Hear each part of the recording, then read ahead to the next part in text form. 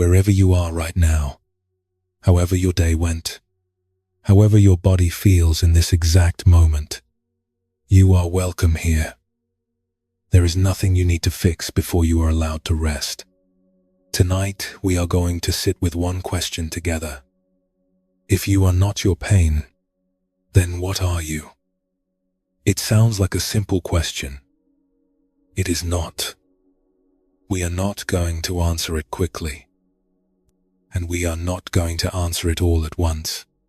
You do not need to say anything tonight if you do not want to. But if you are here, if you are listening, you are welcome to leave a single dot in the comments below, just to mark that you were here. We will spend the next few hours moving slowly through this question from a few different directions, through a few different teachers, across a few different centuries.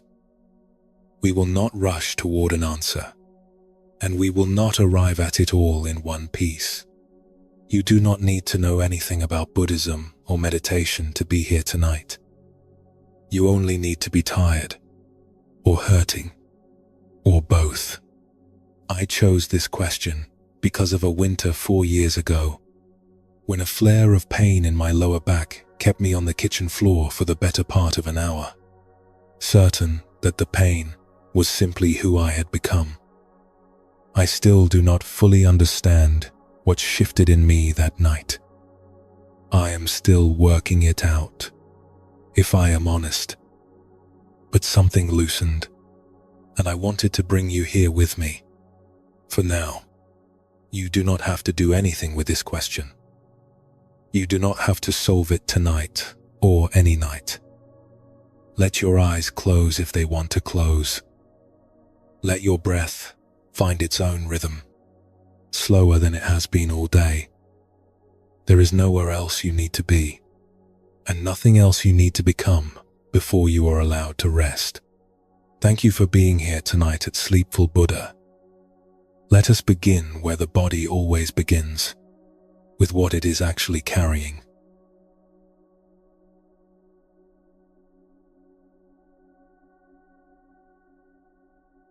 Let us begin with the simplest fact in the room tonight. Pain is real. Whatever is aching in you right now, in your back, in your shoulders, in your chest, in that tight place behind your eyes, it is real. Nobody needs to convince you of that. You have known it since the moment it arrived, and you do not need anyone, least of all me, telling you that it is not there.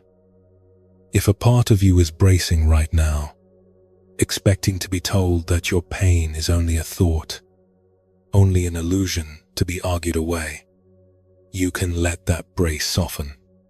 We are not here to argue you out of anything. Here is the second fact, quieter than the first. Easy to miss in the middle of the night when the first fact is so loud. Pain being real does not make it true about who you are. These are two very different claims, even though the mind often blurs them into one. The first is about a sensation, a signal moving through nerve and tissue and breath, rising in a particular place at a particular hour.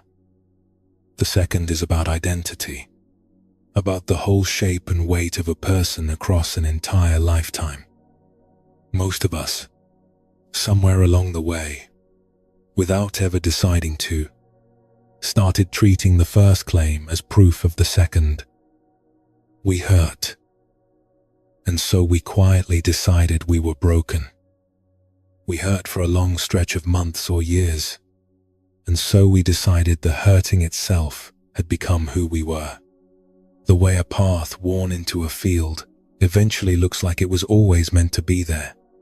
Tonight, we are going to look closely at that decision. Not to argue you out of your pain, not to pretend it is not there, sitting in your chest or your jaw or your lower back at this very moment, only to ask, gently, whether pain has ever actually been able to tell you who you are, or whether it has simply been very loud. for a very long time, inside a house that belongs to someone larger than the noise. This can sound like a small distinction. It is not. Think about your own life for a moment. Think about a day, maybe last week, maybe years ago, when something in your body or your heart hurt badly enough that you stopped being able to see anything else clearly. The pain filled the doorway of every room you walked into. It sat at the table when you ate, uninvited, taking up its own chair. It lay down beside you when you tried to sleep, and you could feel its shape pressed against your back, even in the dark. And somewhere inside that fog, a quiet sentence may have formed without ever asking your permission. Something like, "This is just how I am now." Or, "I am someone who suffers." Or simply, and most dangerously of all, "I am this pain." You have felt this, even if the words were never spoken out loud, even if you would never have phrased it so plainly to another person. Most people have felt it. It is one of the oldest habits the human mind carries. This slide from sensation into identity, from "this hurts" into "I am broken." A slide so smooth and so fast that you rarely notice it happening until you are already standing on the other side of it. But notice something, slowly, the way you might notice a change in weather. The pain in your back tonight is not the same pain you had a year ago, even if it feels familiar, even if it announces itself in the same old place.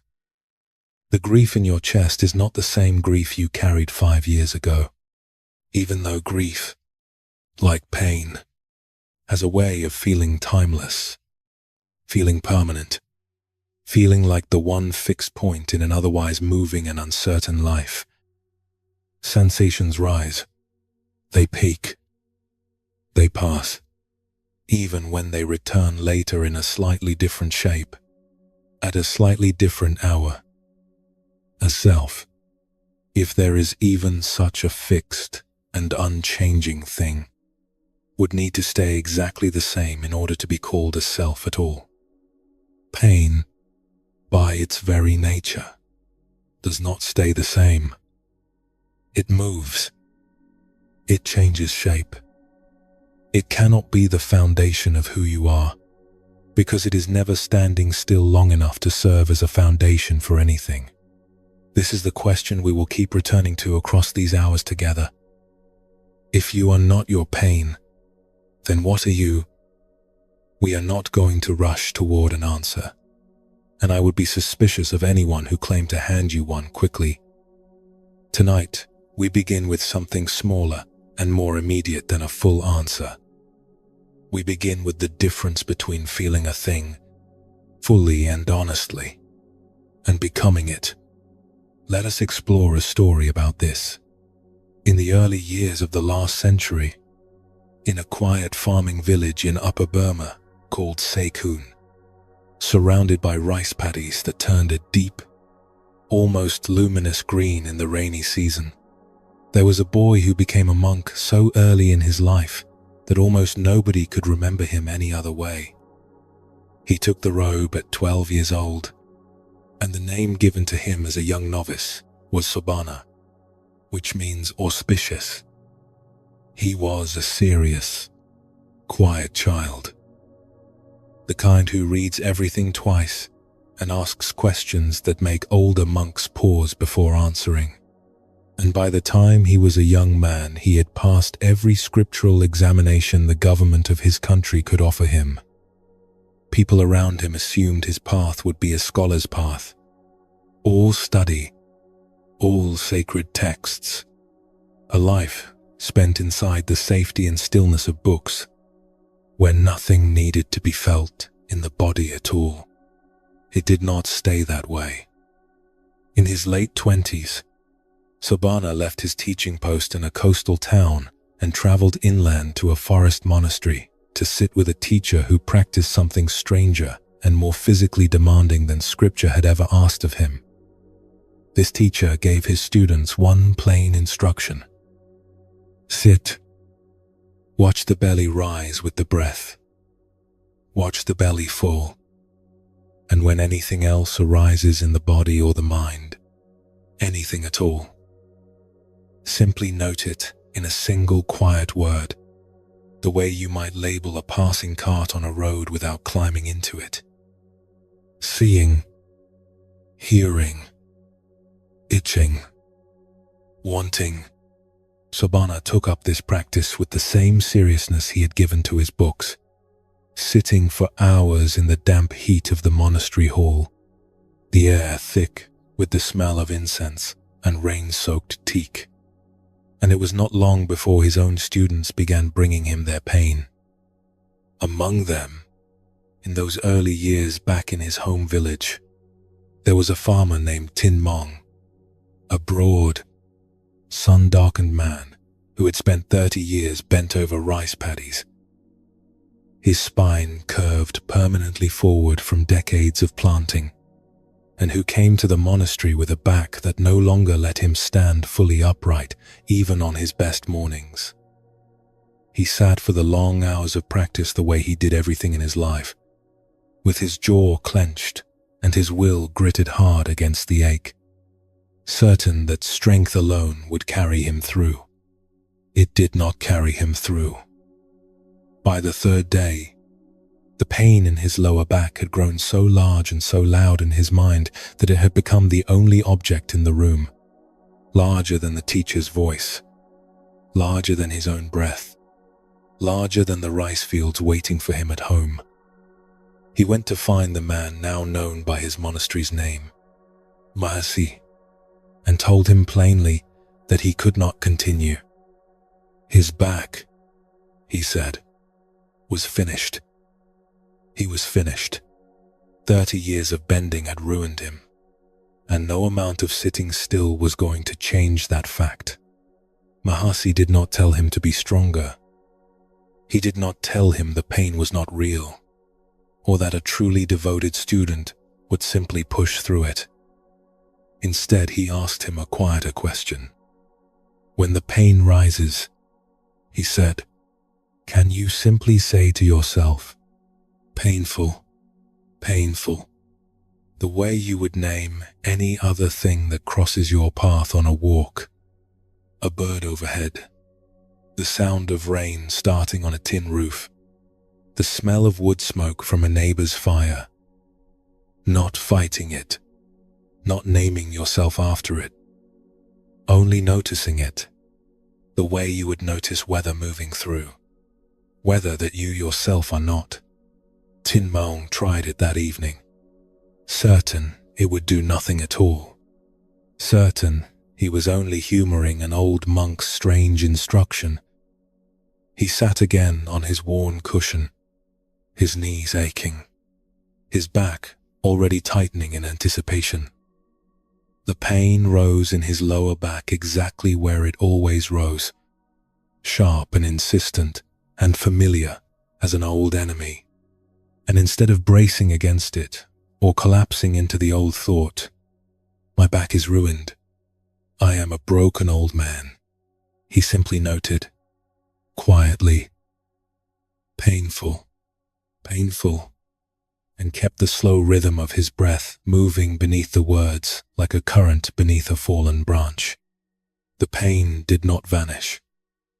He was clear about that afterward, almost surprised to hear himself say it out loud to the other monks.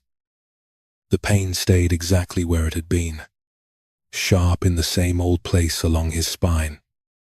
But something around the pain had changed, something he struggled to find words for. There was suddenly a small distance between the sensation and the one observing the sensation, a gap that had never seemed to exist before in 30 years of bent-over labor. And inside that gap, for the first time in years, Thien found that he could simply sit with his pain rather than disappear into it completely, the way a man can stand beside a fire and feel its heat without lying down inside the flames. The pain in his back had not made him into a different man. It had only ever been pain, doing exactly what pain does, rising and insisting and demanding attention. And the moment he stopped feeding it his entire identity, the moment he stopped letting it write the sentence, "I am ruined," it returned to being only that. Pain, nothing less, and nothing more. Tin Mong kept farming his rice fields for many more years after that retreat. His back never fully straightened. The ache never fully left him. But he no longer told himself, each morning, the story of a ruined man. He had learned, in that small monastery hall, that the body could hurt and the self could remain, quietly, intact underneath the hurting, the way a house can creak in a storm without the storm becoming the house. Notice carefully what actually changed inside that gap, because it is easy to miss. Tin Mong did not outweigh the pain through sheer effort, the way he had tried on the first 2 days, gritting his jaw until his ears ached almost as much as his spine. He did not defeat the ache or argue it into disappearing. He simply stopped letting it speak on behalf of the rest of him. The pain kept its place in his lower back, exactly where it had always lived. It only lost its grip on the man who still farmed his fields every season after that, who still laughed with his children in the evenings, who still, somewhere underneath 30 curved years of labor, remained entirely himself. Let us explore another story, from somewhere else entirely, a smaller story, but one that carries the same quiet shape. There was once an old wood carver who lived at the edge of a forest village, a man whose hands had shaped wood into bowls and temple ornaments and small figures of animals for nearly 50 years. His workshop smelled always of fresh sawdust and the particular sweetness of cedar, and the floor was soft underfoot with decades of fine shavings that nobody had ever quite finished sweeping. In his later years, his knuckles swelled and stiffened, the joints thickening like old roots. And every evening when he set down his tools, his hands ached so deeply that he would sit by the fire and stare at them as though they belonged to a stranger who had wandered into his home. For a long while he believed this ache was a verdict, final and complete. He told himself, quietly, in the particular silence that settles over a house at night, that his hands were finished, that the carver he had been for half a century was already gone, replaced now by an old man who could only sit by a dying fire and hurt. His granddaughter, a girl of perhaps 10, swept his workshop in the evenings while he sat in his chair, and she noticed, over the course of several weeks, that he had stopped picking up his tools entirely, even on the mornings when his hands looked loose and easy in his lap, even on mornings when he hummed quietly to himself the way he used to while he worked.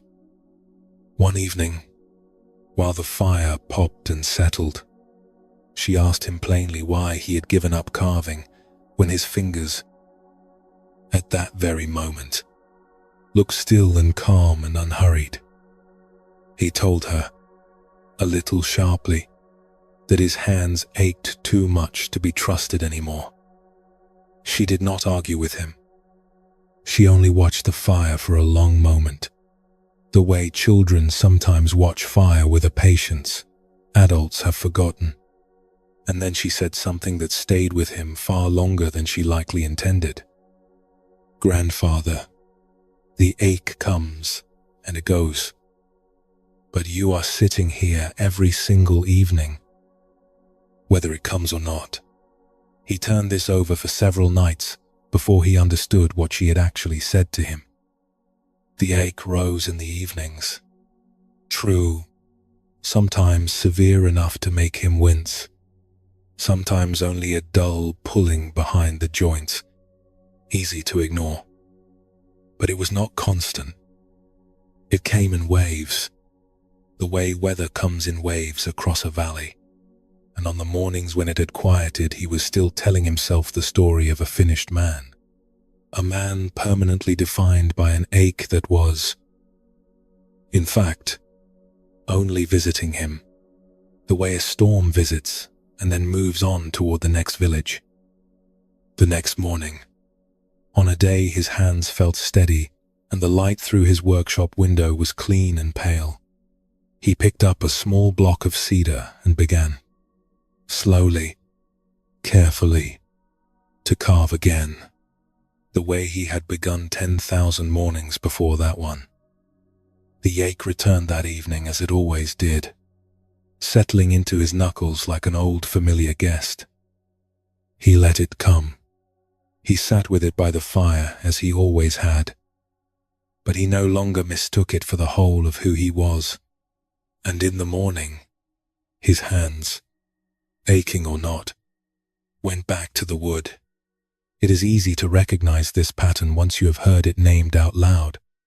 Sitting quietly in the dark, listening to two strangers' stories from two different centuries.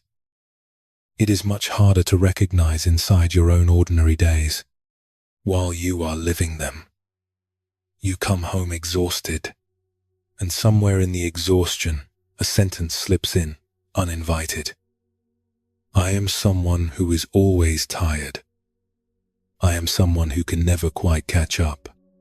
You lie awake with worry circling your chest like a moth around a lamp, and the circling becomes a sentence too. I am an anxious person.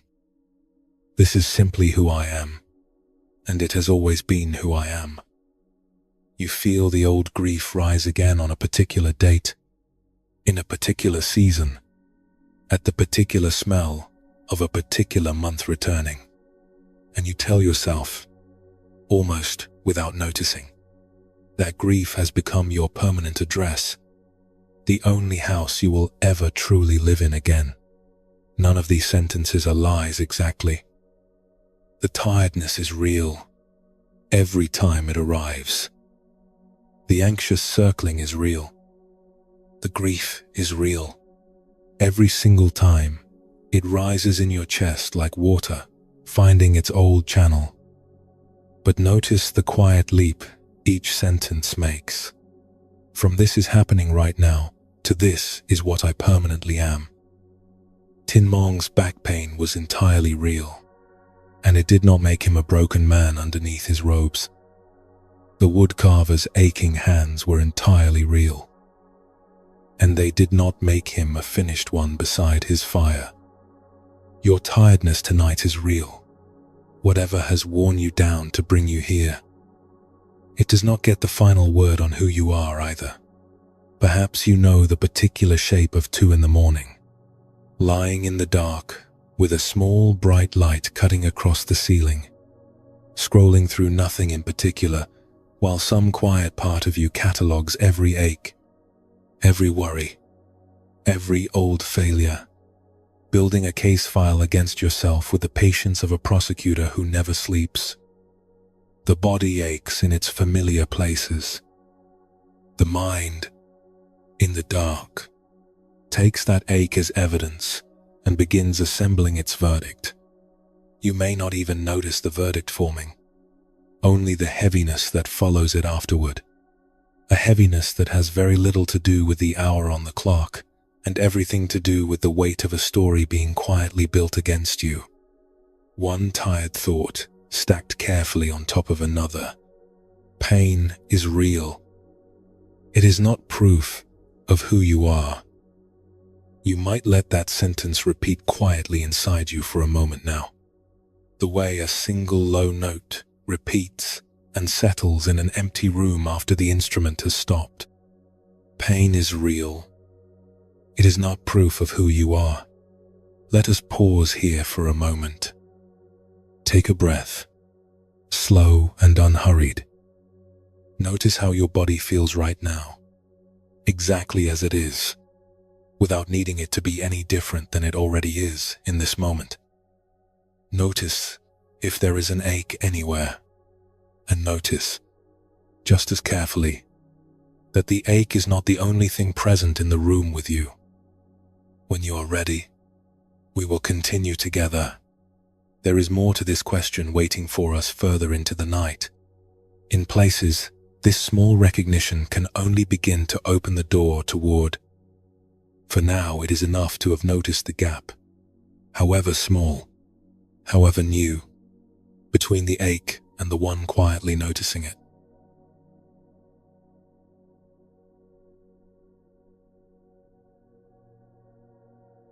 Most of us, somewhere in this life, have carried a particular kind of pain long enough that it stopped feeling like an event and started feeling like an address.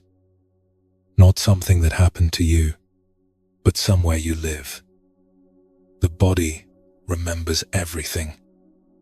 It keeps a quiet, meticulous record of every old injury, every illness, every season of grief, and it will hand you that record again on a damp morning, or a tired evening, or the anniversary of a date you never marked on any calendar.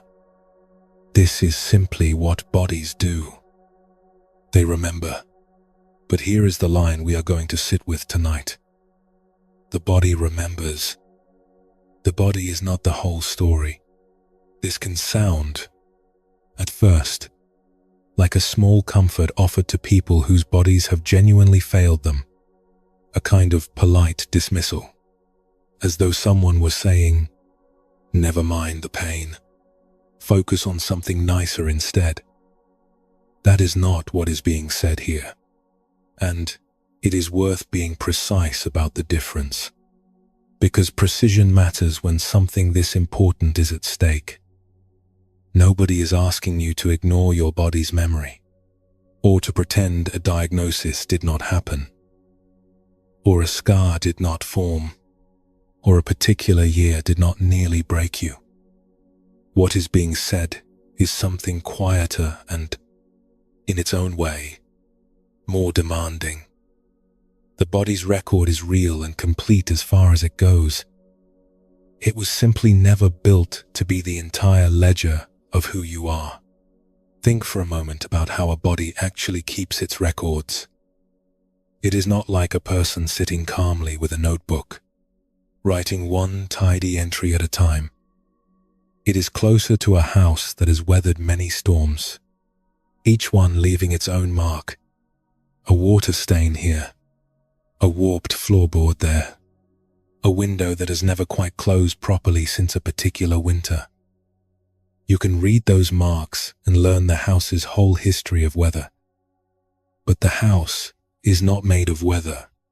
The house is made of wood and stone, and the people who have lived inside it, season after season, weather or no weather. You have felt this distinction even if you have never had words for it. Perhaps you carry an old injury that aches before rain, a knee or a shoulder that has become, over the years, a kind of weather instrument for your own body. The ache is real every single time it returns. And yet, you are not only the ache. You are also whatever was happening in the room around you the last time it eased. Whatever ordinary kindness or small joy continued quietly underneath the weather. Most people, in pain, I forget to notice that second part. The ache is loud. The rest of the room is quiet. It is easy to mistake the loud thing for the only thing. This can sound, to a tired mind at the end of a long day, like a demand to be grateful, to find the silver lining, to perform some cheerful gratitude over an aching body. It does not mean that. What it actually means is something far gentler. It means only that your attention, worn down by the loudness of pain, has likely stopped noticing what else is quietly still true in the same moment. The breath still moving, the room still holding you, the people who still love you, whether your body is having an easy day or a hard one. Nobody is asking you to feel thankful for an illness or an old wound. You are only being invited to notice that the wound, however real, has never actually been alone in the room. There is a particular cruelty in how convincingly pain can argue its own case. It rarely arrives quietly and waits to be heard alongside everything else. It tends to arrive and immediately begin speaking as though it were the only witness allowed to testify, drowning out every other true thing that happens to be present at the same hour. A person can be in genuine physical distress and also, in that same exact moment, be loved, to be capable, be only days away from an entirely different season of their life. Both things are true at once. Pain simply has a way of shouting louder than the quieter truths sitting beside it. Let us explore a story about this, because it is easier to recognize in someone else's life before you try to recognize it in your own. In a small farming village called Ban Huai Sai, in the northeastern reaches of Thailand, in a family known for its quiet devotion, a girl was born in the year 1901. Her name was Kaew. Her mother died when Kaew was only 5 years old, leaving her with her father and 4 older brothers and sisters in a household that, from that early age onward, never quite felt whole again. By the age of 7, the other children in the village had already begun to notice that Kaew was strange in a particular way, that she seemed to sense things, presences and futures, that the rest of them could not. Her father, uneasy with this, discouraged her from speaking of it, and Kaew learned early to carry an inner life that nobody around her fully understood, a kind of loneliness that had nothing to do with being unloved and everything to do with being unseen. When Kaew was 16 years old, a wandering forest monk named Ajahn came to stay near her village for a season, a teacher already spoken of with a kind of hush by the older villagers. Kaew, drawn to him in a way she could not fully explain, began offering him alms each morning, and it did not take him long to recognize in this quiet teenage girl an unusual depth of spiritual potential, the kind he rarely encountered even among monks decades older than her. He offered to accept her as his disciple, a rare honor for anyone, let alone a girl her age, and asked if she would consider becoming a renunciant, joining the small order of forest nuns known as the Chee. For a moment, everything Kaew had quietly hoped for since childhood seemed to be standing in front of her, offered freely. Her father refused his permission. Without it, she could not be ordained, and Ajahn, seeing no safe way forward for a girl with such unusual abilities and no qualified teacher to guide her, gently told her to set the practice aside until another teacher came. Kaew obeyed and watched the door close, not knowing it would be more than 20 years before another one opened. When Kaew was 17 years old, her family arranged her marriage, as was the custom, to a man who proved unkind to her in the quiet, grinding way that does not always announce itself as cruelty, but wears a person down over years. He was unfaithful. She could not conceive children of her own, and the couple eventually adopted a young daughter from a relative, a small mercy in an otherwise difficult household. Kaew spent 2 decades inside this marriage, doing what was expected of her, feeling something inside her grow heavier and more tired with each passing season, certain that her body, already worn thin by disappointment, would simply continue being worn down until there was nothing left of her at all.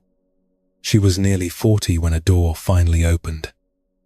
A community of forest nuns offered her 3 months of retreat, and her husband, after years of refusal, at last gave his reluctant permission. Kaew stepped through that door and did not entirely step back. After her retreat, she returned home briefly, intending to honor her marriage, only to discover her husband had taken up drinking and another woman in her short absence. Faced with the wreckage of the life she had been holding together for so long, Kaew made the hardest decision of her life. She left her 8-year-old daughter in the care of relatives and returned, this time for good, to the small community of nuns who had shown her, briefly, what a different kind of life might feel like. For decades after that, Kaew lived as a forest nun, known to everyone simply as Chee Kaew, devoting herself with an intensity that surprised even her teachers to the slow work of watching her own mind. She built, over years, a quiet and luminous reputation among the forest monks who guided her, a reputation for a kind of clarity that seemed, to those around her, almost otherworldly. Then, in the year 1977, when she was already 76 years old, the doctors gave her a diagnosis that would have ended most people's sense of a future entirely. Not one illness, but 3 at once: tuberculosis, diabetes, and cancer, advancing quietly somewhere inside a body that had already survived a difficult marriage, a difficult childhood, and decades of ascetic forest life. Those around her assumed, reasonably, that her time was now measured in months. Kaew received this news the way she had learned, over 50 years of practice, to receive everything that arose in her body. She did not deny the diagnosis. She did not pretend her body was suddenly well. She simply continued the practice she had built her whole later life around, watching what was true in this moment, without letting any single moment, however severe its verdict, write the final word on who she was. Her body, by then, had survived a mother's death, an unfaithful husband, the grief of a daughter she had given up, and now 3 serious illnesses arriving together like a single hard winter. And her body, despite all of it, was not finished delivering its verdicts just yet, because Chee Kaew lived not for a few more months, as the doctors had quietly feared, but for 14 more years, dying finally in 1991 at the age of 90, having become, by then, one of the very few women of the modern era widely regarded by her own community as a fully enlightened arahant. Notice what her body's long record actually contained, and what it did not contain. It held a mother's early death, a cruel marriage, an illness diagnosis severe enough to end most lives within months. All of that was true, and none of it was denied or argued away. But the record did not contain the final say on who Kaew would become inside 14 more years of living. The body remembered everything that had happened to it. It was never, in the end, the whole story of what she was. Let us explore another part of this same story, seen now from a different pair of eyes. In the year 1951, a respected forest monk named Ajahn Maha Boowa arrived in Kaew's village, recognizing in her something rare, became her teacher for the remainder of her life. Maha Boowa was himself already known as a realized master, a man whose own decades in the forest had carved away nearly everything in him that was not essential. He saw quickly that Kaew possessed an unusual depth of mind. and he saw just as quickly the trap she had fallen into without realizing it. An attachment to the strange lights and visions her meditation produced. The very gift that had marked her as unusual since the age of 7 now becoming, in its own way, another kind of obstacle. She had grown fond of the radiant experiences her mind could produce, the streams of light, the sense of vast emptiness opening around her, and she had begun, quietly, to mistake those passing phenomena for the destination itself, rather than scenery glimpsed along the road. Maha Boowa did not scold her for this. He simply, patiently, turned her attention elsewhere, away from what her mind could produce and toward the steadier, harder work of simply watching what her mind and body actually were, moment by moment, without embellishment, without performance, without the comfort of beautiful visions to retreat into when the plainer work grew difficult. It was not an easy redirection. She had spent years, by then, finding genuine comfort in those luminous states, and setting them aside felt, at first, like setting aside the only proof she had ever had that her strange childhood gift meant something. Under his guidance, slowly, across years rather than months, she learned to let the visions arise and pass without chasing them. The same plain attention she would later bring to a diagnosis of tuberculosis, diabetes, and cancer arriving all at once in her 76th year. When Chee Kaew finally died in 1991, after 90 years that had carried more loss and more illness than most people endure in 3 lifetimes, it was Ajahn Maha Boowa who stood to speak at her funeral. He told the gathered community something that surprised many of them. There was no need, he said, for the customary funeral chanting that is offered to soften a difficult passing, because as a fully realized being there was nothing left that any of their prayers could add to her. And then he said something that reached further than the moment itself, a teaching meant to outlast the funeral entirely. Whether we are born man or woman, he told them, we are equally capable of this same liberation, regardless of lineage or tradition. So do it well.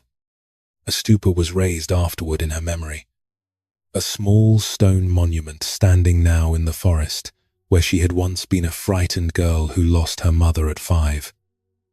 The body that lay inside that stupa had been broken in more ways than most bodies are ever asked to bear. A hard childhood, a harder marriage, an illness that should have ended her in months rather than years. And the teacher who had walked beside her longest understood, perhaps better than anyone else present that day, that none of it had ever been the final measure of the woman they were laying to rest. This is the same recognition we are circling tonight, only seen from the outside this time, through someone else's eyes rather than your own. The body's record is real, every entry of it, every hard winter and every illness and every grief. And the record was never for Kagyu and is not for you. The entire book. Perhaps you carry a diagnosis of your own, spoken to you once in a quiet room by someone in a white coat, a sentence that seemed, the moment you heard it, to rewrite everything else about you in an instant. Perhaps it was smaller than that, a chronic ache, a tiredness that medicine has a name for but no real cure for. A body that simply does not work the way other bodies seem to work. Whatever it is, notice how easily the diagnosis became, somewhere along the way, an identity rather than a fact. People stop introducing themselves by their own names in their own minds and start introducing themselves by their conditions instead. I am someone with this illness. I am someone whose back will never be right again. I am someone whose body betrayed me once, and so I no longer trust it, or perhaps no longer trust myself. The body remembers. This is simply true, and there is no use arguing with a true thing. But the body remembering is not the same as the body deciding, once and for all, who you are allowed to become from here forward. Chee Kagyu's body remembered an unhappy marriage and a frightening diagnosis, and her body still carried her, faithfully, through 14 more years that her teacher would later describe, without exaggeration, as the completion of a fully awakened life. The body remembers. The body is not the whole story. You might let that settle now, quietly, the way water settles after it has been disturbed and slowly returns to stillness. Maybe you have stood in a doctor's office or sat in a hard plastic chair in a waiting room, hearing a word spoken about your own body that seemed to rearrange the entire room around you the moment it was said. The light looked the same afterward. The chair felt the same beneath you. But something in your sense of your own future had shifted, instantly, as though a door somewhere had quietly closed. This can sound, afterward, like the diagnosis simply telling you the truth about who you now are. It does not mean that. What it actually means is that a body, at one particular hour, on one particular day, reported one particular piece of news. News, however serious, is not a sentence handed down about the entire remainder of your life, any more than the first storm of a season is a sentence handed down about every day that will follow it. You may not carry anything as serious as Kagyu's 3 diagnoses arriving together. You may simply carry the ordinary weather of a body that aches more than it used to, that tires more easily than it once did, that no longer does certain things without complaint. Notice, gently, whether you have quietly filed that ordinary weather under a heading larger than it deserves, a heading like I am no longer who I was, rather than simply, today my body is asking for something different than it once did. Let us pause here for a moment. Take a breath and let it travel all the way down through your chest without hurrying it. Notice any place in your body that is currently holding an old memory, an old age, an old verdict it has carried for longer than it probably needed to. You do not have to release it tonight. Only notice that it is there, and notice, gently, that it is not alone in the room. When you are ready, we will continue together. There is a second arrow waiting for us further ahead tonight, one that has very little to do with the body at all, and everything to do with what the mind does once the body has already finished speaking.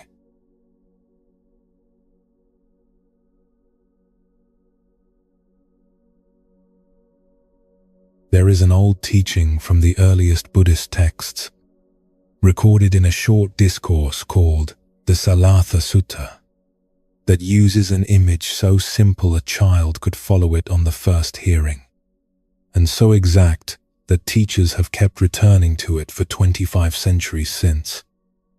It is often called the teaching of the 2 arrows, and it goes something like this. Imagine a man struck by an arrow. The wound is real. It hurts exactly as much as an arrow wound hurts. No more and no less. Now imagine that same man, in the moment, right after the first arrow lands, is struck by a second arrow, fired this time by his own hand. into the very same wound, in the very same place. The first arrow is rarely yours to prevent. Life sends it without asking permission first. A diagnosis arrives. A person you love leaves, or dies, or simply changes in a way you did not expect. A child is unkind to you at school, or a colleague is unkind to you at work. Decades later, in the exact same tone, a body that has carried you faithfully for years suddenly hurts in a new place, for no obvious reason. None of this is something you summoned. It simply lands. The second arrow is different. The second arrow is the story the mind builds on top of that first wound, almost always within seconds of it landing. The story might sound like, "This always happens to me," or "I should have known better," or "This proves I am the kind of person bad things happen to," or simply, endlessly. Why? Asked not as an honest question, but as a wound, being reopened again and again with the same dull blade. The first arrow hurts once, sharply, and then begins, slowly, to heal the way wounds do. The second arrow can be fired 1,000 times into the same place, each time as fresh as the first, and a person can spend years, sometimes decades, doing this to themselves without ever quite noticing that their own hand is the one holding the bow. This can sound, at first hearing, like an instruction to feel less. Do not grieve too deeply. Do not let the first arrow matter too much. That is not what is being taught here, and it is worth slowing down to be precise about the difference, because this is one of the most commonly misunderstood teachings in the entire tradition. Nobody is asking you to feel the first arrow less. The teaching does not ask you to be calm about a real loss, or untouched by a real diagnosis, or unmoved when someone you trusted hurts you. The first arrow is allowed to hurt completely, exactly as much as it hurts. What is being pointed at is something else entirely. It is the second arrow, the one fired afterward, by your own hand, that the teaching is asking you to notice. You have done this, almost certainly today, in some small way, even if the example that comes to mind feels too minor to mention. Someone said something careless to you, and the words themselves lasted perhaps 4 seconds in the air. And then, for the rest of the afternoon, or the rest of the evening, or here, now, lying in the dark tonight, you replayed those 4 seconds a dozen more times, each time adding a little more detail, a little more proof, a little more evidence for the case you were quietly building. The original 4 seconds were the first arrow. Everything after that, every replay, every imagined comeback you never said, every variation on what you should have said instead, was the second arrow, fired by you, into a wound that the other person had already, in their own mind, probably forgotten about by dinner. This is not a flaw in you. It is one of the oldest habits the human mind has. This compulsion to keep returning to a wound, almost as if checking that it is still there, still real, still ours to be angry about. Most people have never been told, plainly, that this habit is optional, even though it rarely feels optional in the moment. It feels, instead, like loyalty to your own pain, as though setting the story down would somehow mean the first arrow never happened, or never mattered. There is a particular trick the mind plays here. worth naming plainly. It tells you that firing the second arrow again, one more time, will finally settle the matter, finally produce enough proof, finally make the injustice of the first arrow fully understood by someone, even if that someone is only yourself, lying awake at an hour nobody else can see. It promises resolution. It almost never delivers resolution.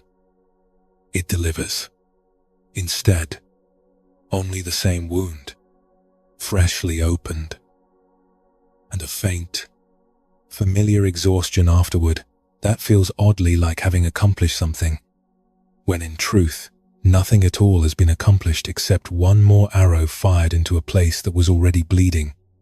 Notice, too, that the second arrow rarely announces itself honestly.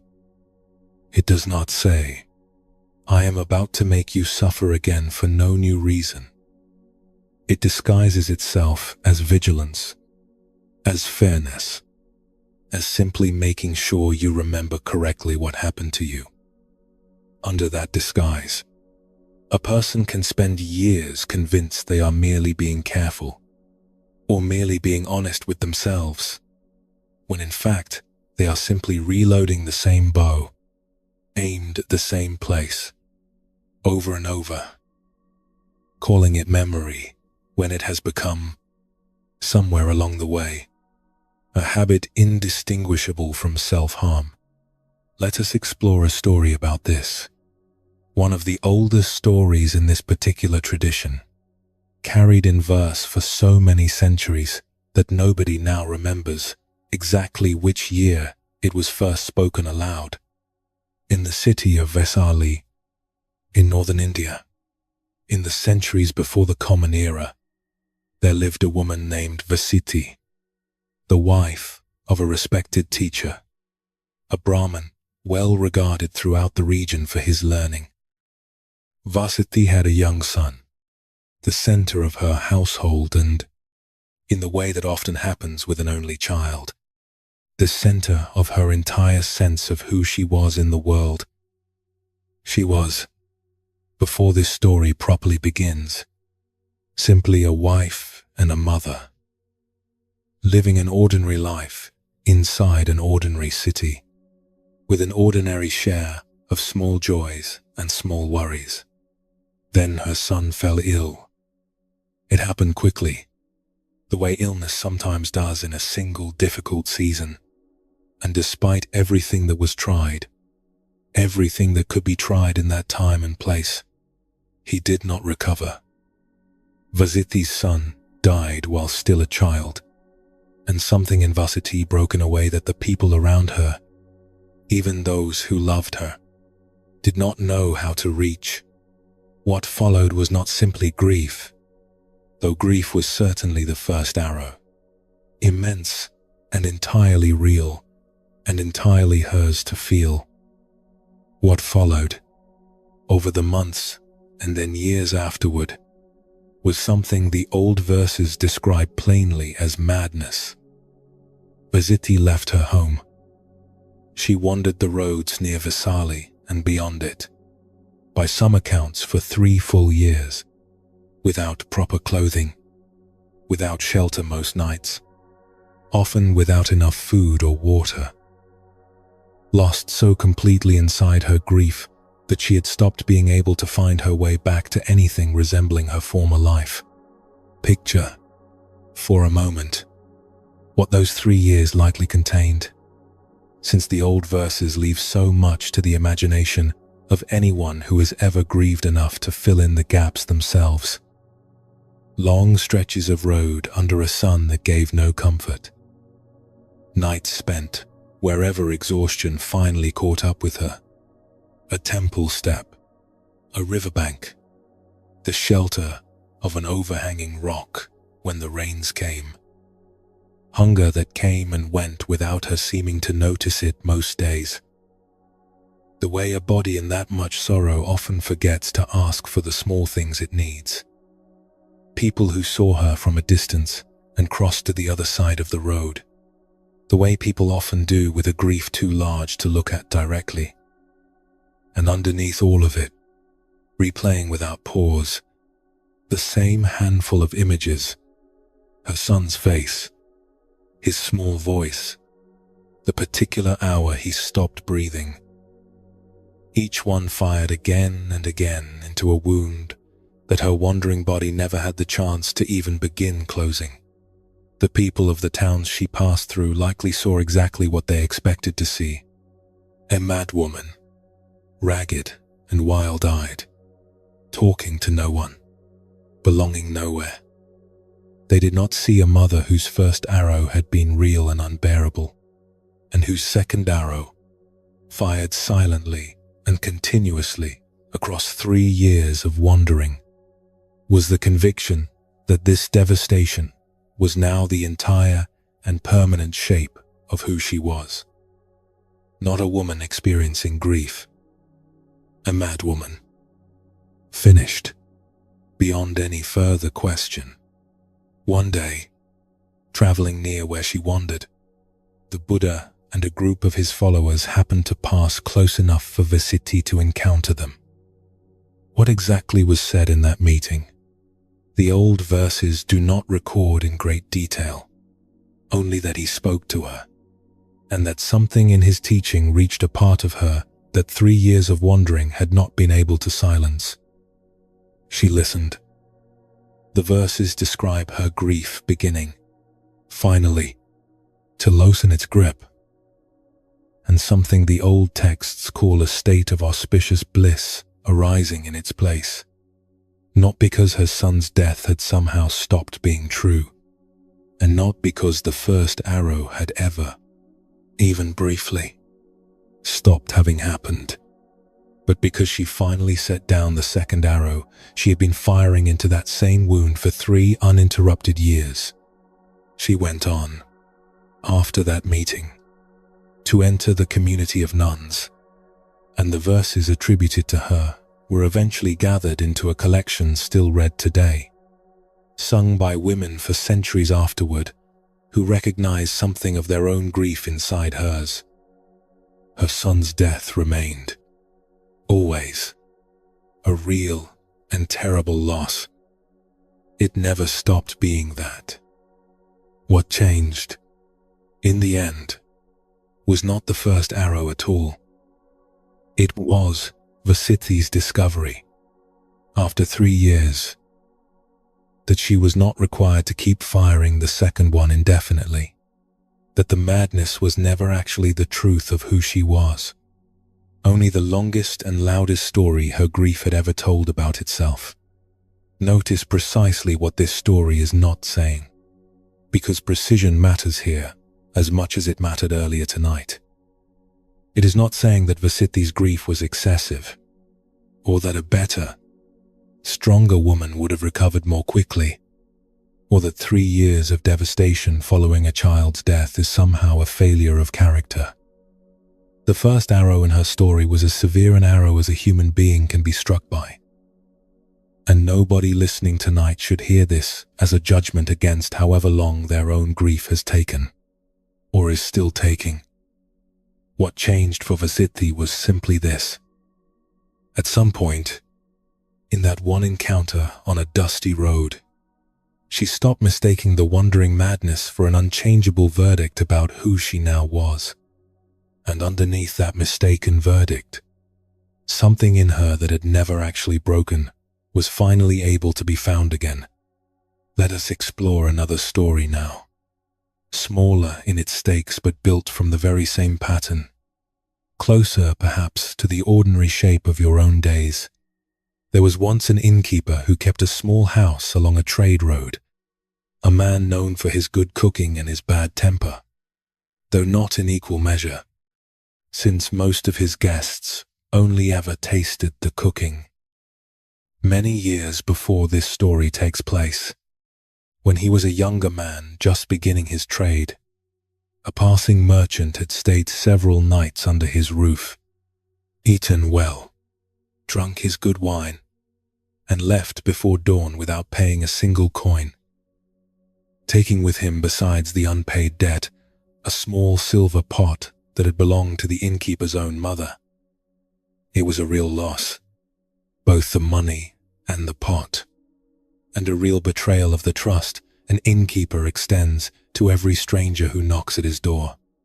For the first year, afterward, the innkeeper told the story occasionally, the way anyone tells a story about being wronged, with real anger, but without obsession. By the 5th year, he had begun telling it more often, embellishing it slightly each time, adding details about the merchant's face that he likely could not have actually remembered with such precision after so long, building the man, in his own retelling, into a slightly larger villain with each passing winter.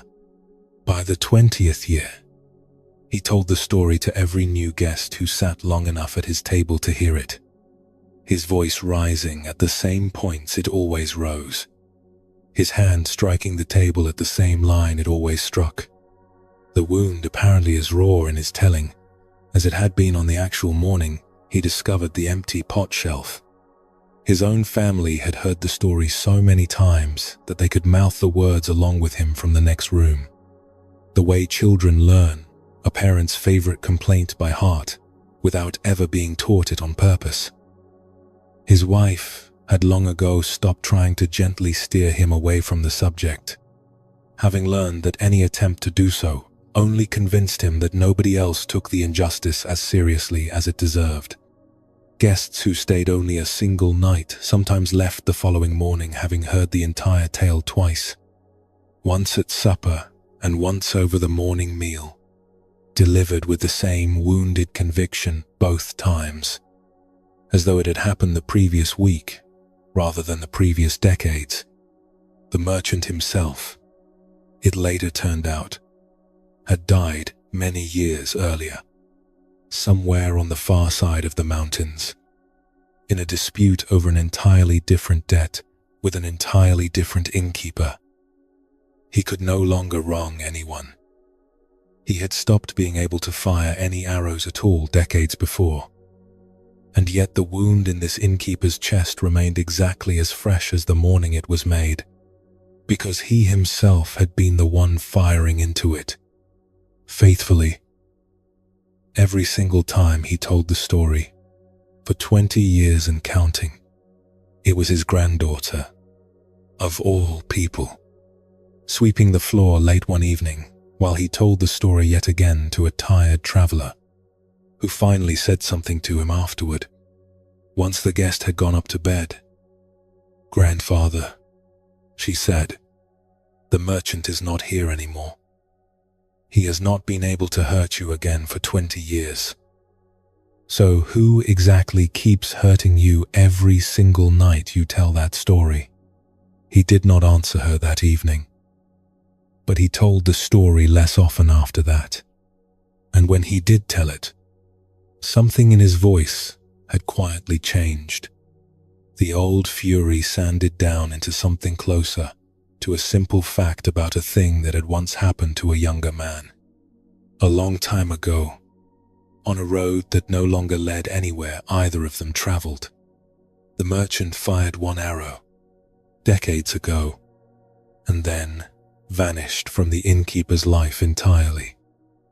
Every arrow after that first one belonged, in full, to the innkeeper himself. It is worth asking, gently, whose hand has actually been on the bow in your own life, more often than you might want to admit tonight. Perhaps there is a version of this story playing somewhere in you right now, an old argument you still narrate to yourself with fresh outrage each time. A betrayal years in the past that you can still summon at full volume on command. A single unkind sentence someone said to you once that you have, without quite meaning to, kept loaded and ready ever since.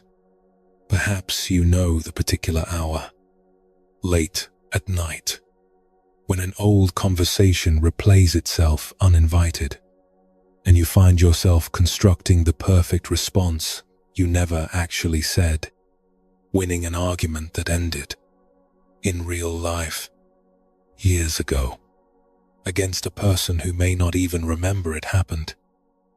The argument itself, the original 4 or 5 sentences exchanged in a kitchen or an office or a phone call, was the first arrow, and it is long over. Everything happening right now, in your mind, at this hour, replaying and revising and perfecting your case, is the second arrow, and it is entirely, currently, yours. This can sound, said plainly like this, almost embarrassing, as though noticing the habit should be enough to simply stop it. It rarely works that way, and there is no shame in that. The bow has often been in your hand for years, sometimes for as long as you can remember, and a habit held that long does not release itself in a single evening simply because someone named it out loud in the dark. What changes, usually, is smaller and slower than that. You start to notice, perhaps only after the fact, that you have fired again. You start to notice, a little sooner each time, the exact moment your hand reaches for the bow.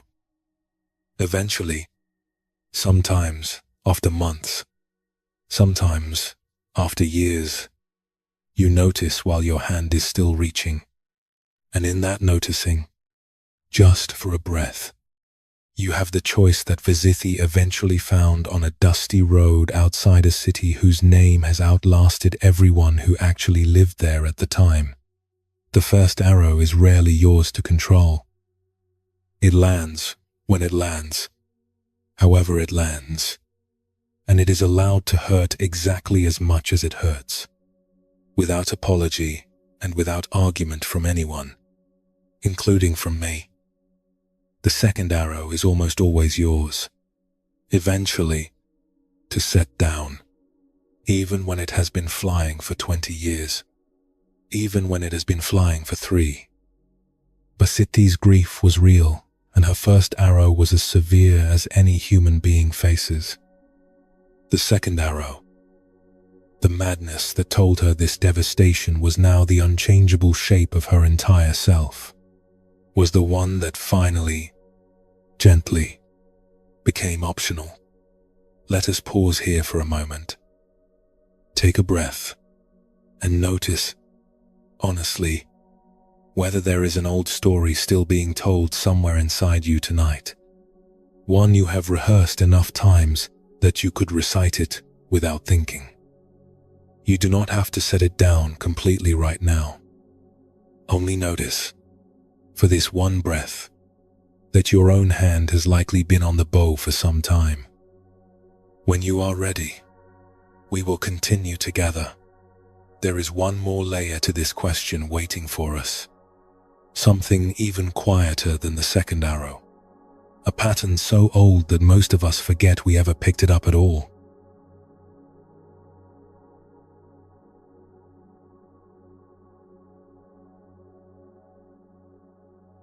There is a particular moment, easy to miss while it is happening, when a feeling stops being something that is simply occurring to you and becomes, instead, something you own. You can hear it happen in the language itself, if you listen closely enough. My anxiety, my grief, my bad back, my temper. The smallest word in each of those sentences, the word mine, is doing an enormous amount of quiet work. Work so familiar that almost nobody ever stops to ask whether it is actually true. Tonight we are going to ask exactly that. Not whether the pain is real, since we have already spent 2 of these hours establishing that it is, fully and without argument. The question tonight is smaller and stranger. When did you first call this pain yours? And have you ever, even once, gone back and checked whether that claim of ownership was ever entirely accurate? This can sound, At first, like a strange thing to question, since pain so obviously seems to belong to the person feeling it. Of course, it is mine. You might think, it is happening inside my own body, inside my own life, to nobody else. That is not in dispute here. What is in dispute is something quieter. There is a difference between pain happening inside you and pain becoming a permanent possession that defines the entirety of your house. The way a single piece of furniture, left in the same corner long enough, eventually gets treated as load-bearing, structural, impossible to remove without the whole room collapsing, even though it was only ever a chair. Think about how naturally this language settles into a person over time. At first, someone says, "I am feeling anxious today." A simpler, passing description of a passing state, the way you might say it is raining today. Months or years later, almost without anyone deciding it should happen, the same person says, "I am an anxious person," and the rain has somehow become the entire climate.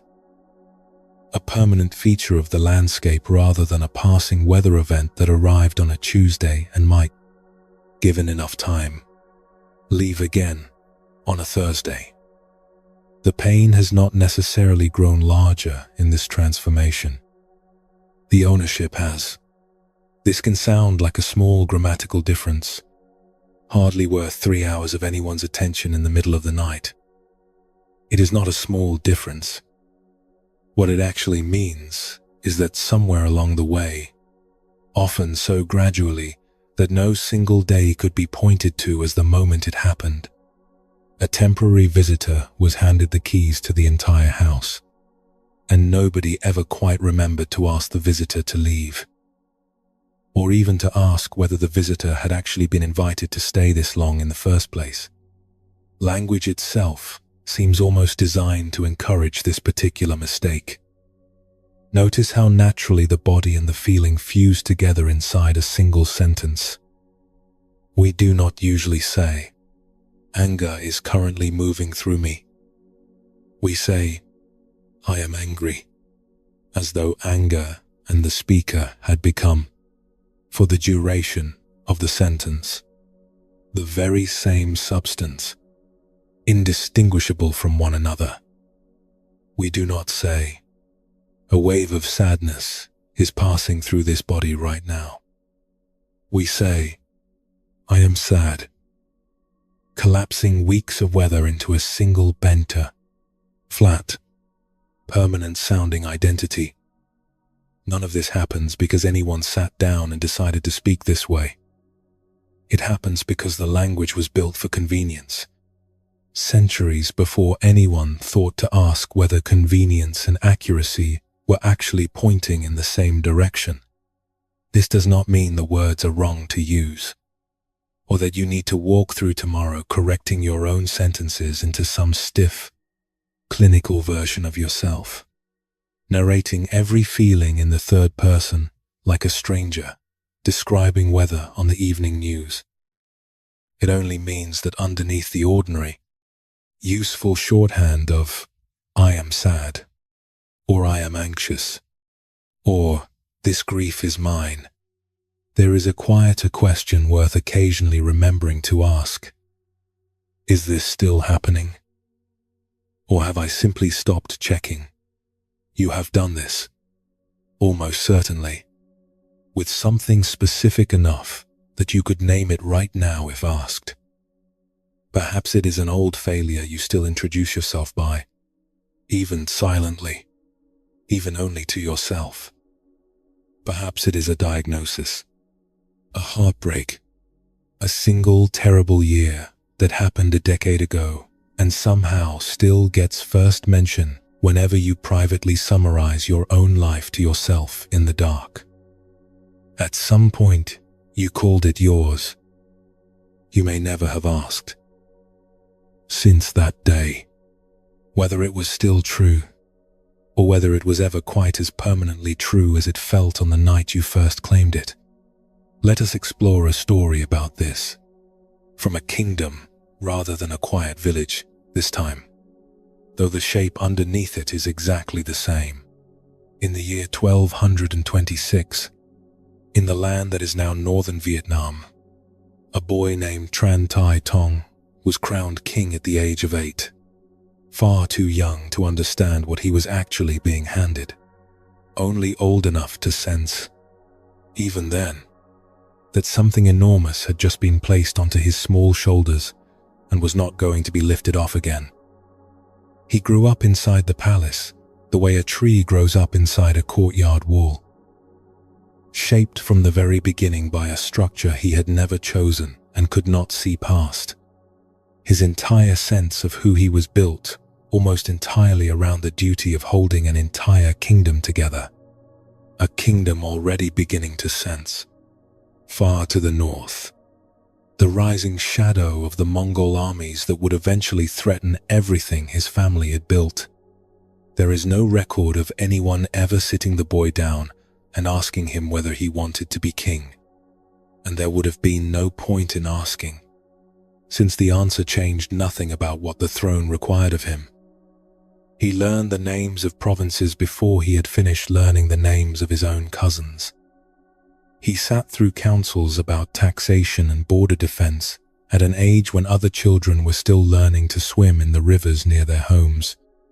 Each year added another layer onto the same foundation, the unexamined belief that this weight, precisely as heavy as it felt, was simply and permanently what being Tran Tong meant, with no version of himself underneath it that had ever existed, or could ever exist again, without the crown pressing down on top of it. One quiet summer night in the year 1236, something in him finally gave way under that weight. He pulled a plain cloak over his royal clothing, the kind of rough fabric no one would look at twice on a market road, slipped past the palace guards in the dark, the way a much smaller and much freer person might, their lanterns swaying drowsily at their posts, saddled a horse without waking anyone who might have stopped him, and rode out alone into the wilderness, away from the capital, away from the throne, away from 16 years of carrying something he had never once been asked whether he was willing to carry. He rode through the night and into the following days, the palace and everything it demanded of him growing smaller behind him with each mile, climbing finally into the cold, forested heights of a mountain called Yen Tu, drawn there by rumors of a hermit monk who lived alone among its peaks, far from any court, any duty, any crown, breathing air that had never once carried the smell of incense from a throne room. When the young king finally reached the hermit's simple dwelling, exhausted, half frozen, certain that he had at last found the one place on earth where the unbearable weight he had been calling his own might finally be set down, the old monk, whose name was Vietnamese, looked at this ragged 16-year-old boy standing at his door and turned him away without ceremony. "There is no Buddha in these mountains," the hermit told him plainly. "The only Buddha that exists anywhere is a mind settled in stillness and clear seeing. And that mind, whatever its condition, travels with you wherever you go. You cannot outrun your own mind by climbing high enough into a forest." The young king had believed, without ever quite examining the belief, that the unbearable weight was a property of the throne itself, something fixed to the palace walls, something he could escape simply by putting enough mountain and distance between himself and the crown. The hermit's blunt words on that cold doorstep suggested something else entirely, something far less comfortable in the short term and far more useful in the long one. the weight he had been calling his own burden, inseparable from his identity as king, had never actually been a fixed property of the throne at all. It had been a way of holding the throne, a particular grip his own mind had taken and never thought to loosen, mistaken for years for an unchangeable fact rather than a habit that could, in principle, be held differently. Word of the runaway king reached the capital quickly, and his uncle, a powerful and famously decisive court official named Tran, climbed the mountain himself to find him. According to the old chronicles, Tran refused outright to accept the boy's abdication, declaring that wherever the king stood was, by definition, the capital of the kingdom, and that the boy would simply have to return and rule from there, mountain or no mountain. Faced with an uncle who would not be argued with, and a throne that, it turned out, was not actually the source of his suffering in the way he had assumed, the young king eventually came back down the mountain and returned to ruling his kingdom. He went on to lead his country successfully through the first great Mongol invasion, a feat that would have seemed entirely impossible to the broken 16-year-old who had once fled into the forest, convinced he could not survive one more day of his own crown. Years later, no longer young, he wrote a meditation manual that Vietnamese Buddhists still study today, called Instructions on Emptiness. Built almost entirely around the practice of holding a mind quiet and clear, no matter what burdens that mind happened to be carrying at any given hour. The throne never stopped being heavy. What changed? Somewhere on that cold mountain doorstep was his certainty that the heaviness was a fixed and permanent property of the thing itself, rather than a grip his own mind had simply never thought to examine, let alone loosen. Notice precisely what shifted for him, and what did not. The kingdom did not become smaller. The Mongol threat did not retreat because of one conversation on a mountainside. Tran Tong's actual responsibilities, the morning he rode back down from Yentu, were every bit as enormous as they had been the night he fled them. What had changed was a single, quiet correction to a claim he had never examined. The claim that this burden, exactly as it felt, was simply and permanently his to carry in precisely the crushing way he had always carried it. It turned out that claim had never been entirely true. The burden was real. The particular grip he had taken on it, mistaken for years as an unchangeable fact about himself, had only ever been a habit. And habits, unlike mountains, can eventually be set down and picked back up in a different way. Let us explore another story now, set along a coastline rather than a mountain, smaller in its stakes, but carrying the same quiet shape underneath it. There was once a fisherman in a small coastal village who, in his younger years, lost everything he owned to a single violent storm. His boat, built with his own hands and his father's before him, the wood of its hull worn smooth by 2 generations of salt and weather, was torn apart against the rocks one terrible night while he clung to a half-submerged ledge and watched the thing his family had built come apart, plank by plank, in front of him. The sound of splitting wood louder, somehow, than the wind itself. Along with the boat went most of his nets and the small savings he had kept hidden in its hull, wrapped in oilcloth against the damp. He survived. The boat did not. For several hard years afterward, he rebuilt slowly, borrowing what he could from neighbors who remembered his father, working other men's boats for wages, mending nets by lamplight long after the rest of the village had gone to sleep.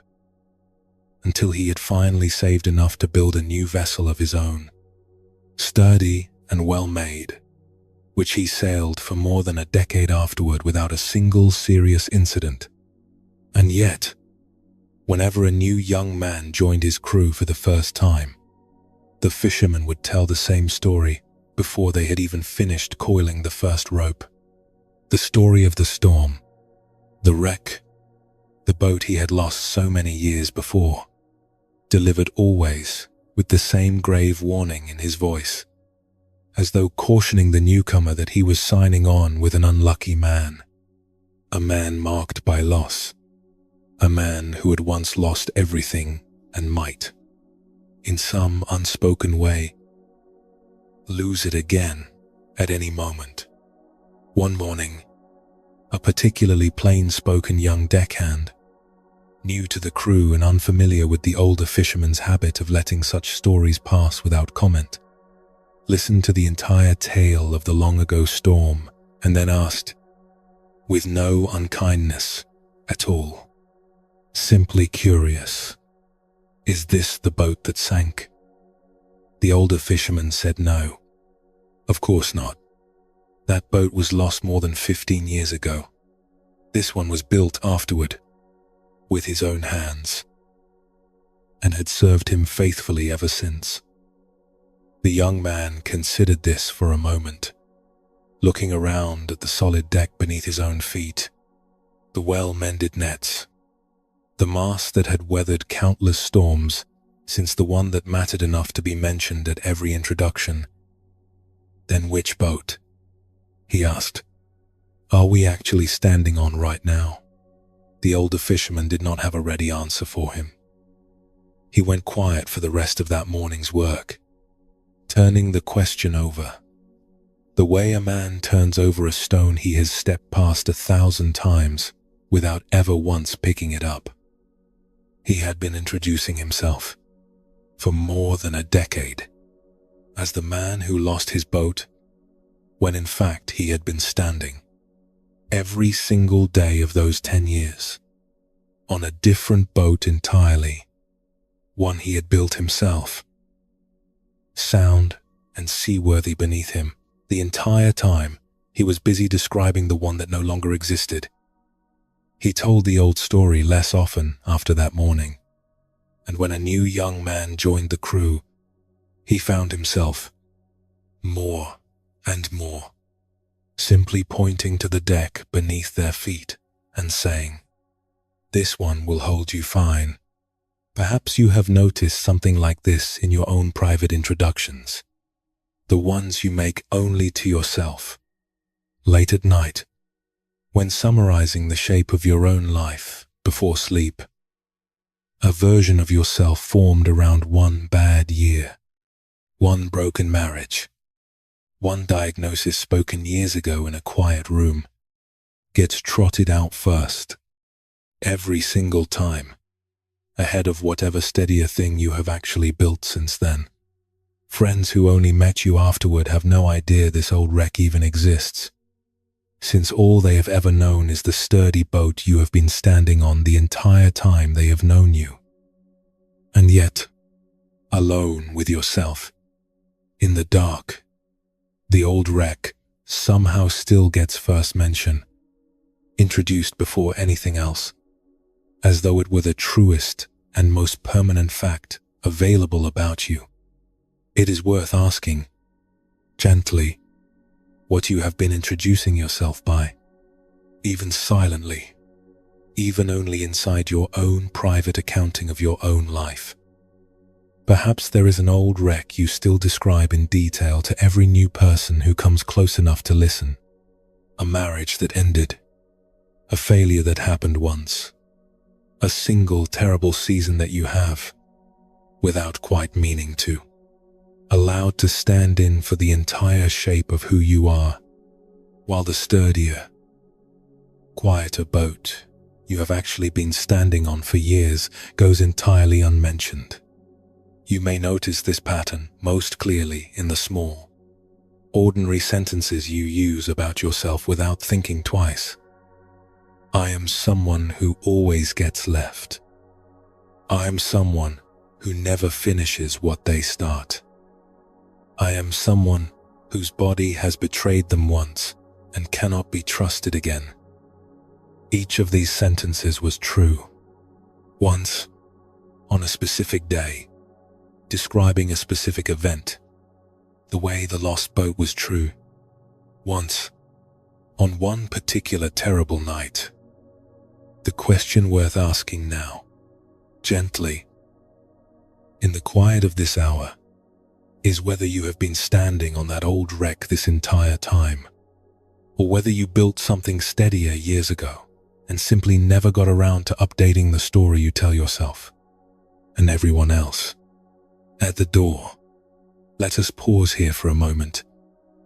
Take a breath and ask yourself honestly which boat you are actually standing on tonight. The one that sank long ago, or the one beneath your feet right now. However quietly it has been carrying you. You do not need an answer immediately. Only the question, held gently, is enough for tonight.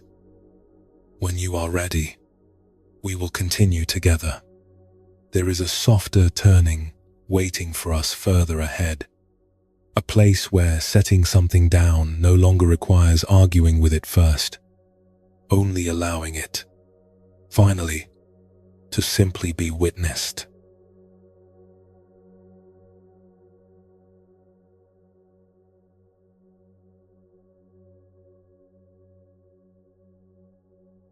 So far tonight, we have looked mostly at what the mind does after pain arrives. The second arrow, the false ownership, the long habit of mistaking a passing wound for a permanent address. There is a softer question waiting for us now, one that asks for less effort than anything we have done so far tonight, though it can feel, at first, like it is asking for more. What happens when you stop fighting the pain entirely and simply let it be seen? Most of us were taught, somewhere along the way, often without anyone ever saying it directly, that pain is something to manage privately, to handle alone, to keep tidy and out of view of other people unless absolutely necessary. We learn to grieve efficiently, to recover on a schedule that does not inconvenience anyone, to present a composed face to the world, even when something inside us is genuinely breaking apart. This is not cruelty on anyone's part. It is simply a habit passed down, generation after generation, usually by people who were themselves never given permission to fall apart in front of another living soul. Tonight, we are going to ask what happens when that habit is set down, even briefly, even imperfectly. Not what happens when the pain is solved, or explained, or made to make sense. Only what happens when it is allowed to be witnessed, plainly, by another person, or by something else entirely, without anyone rushing to fix it, soften it, or talk it into being smaller than it actually is.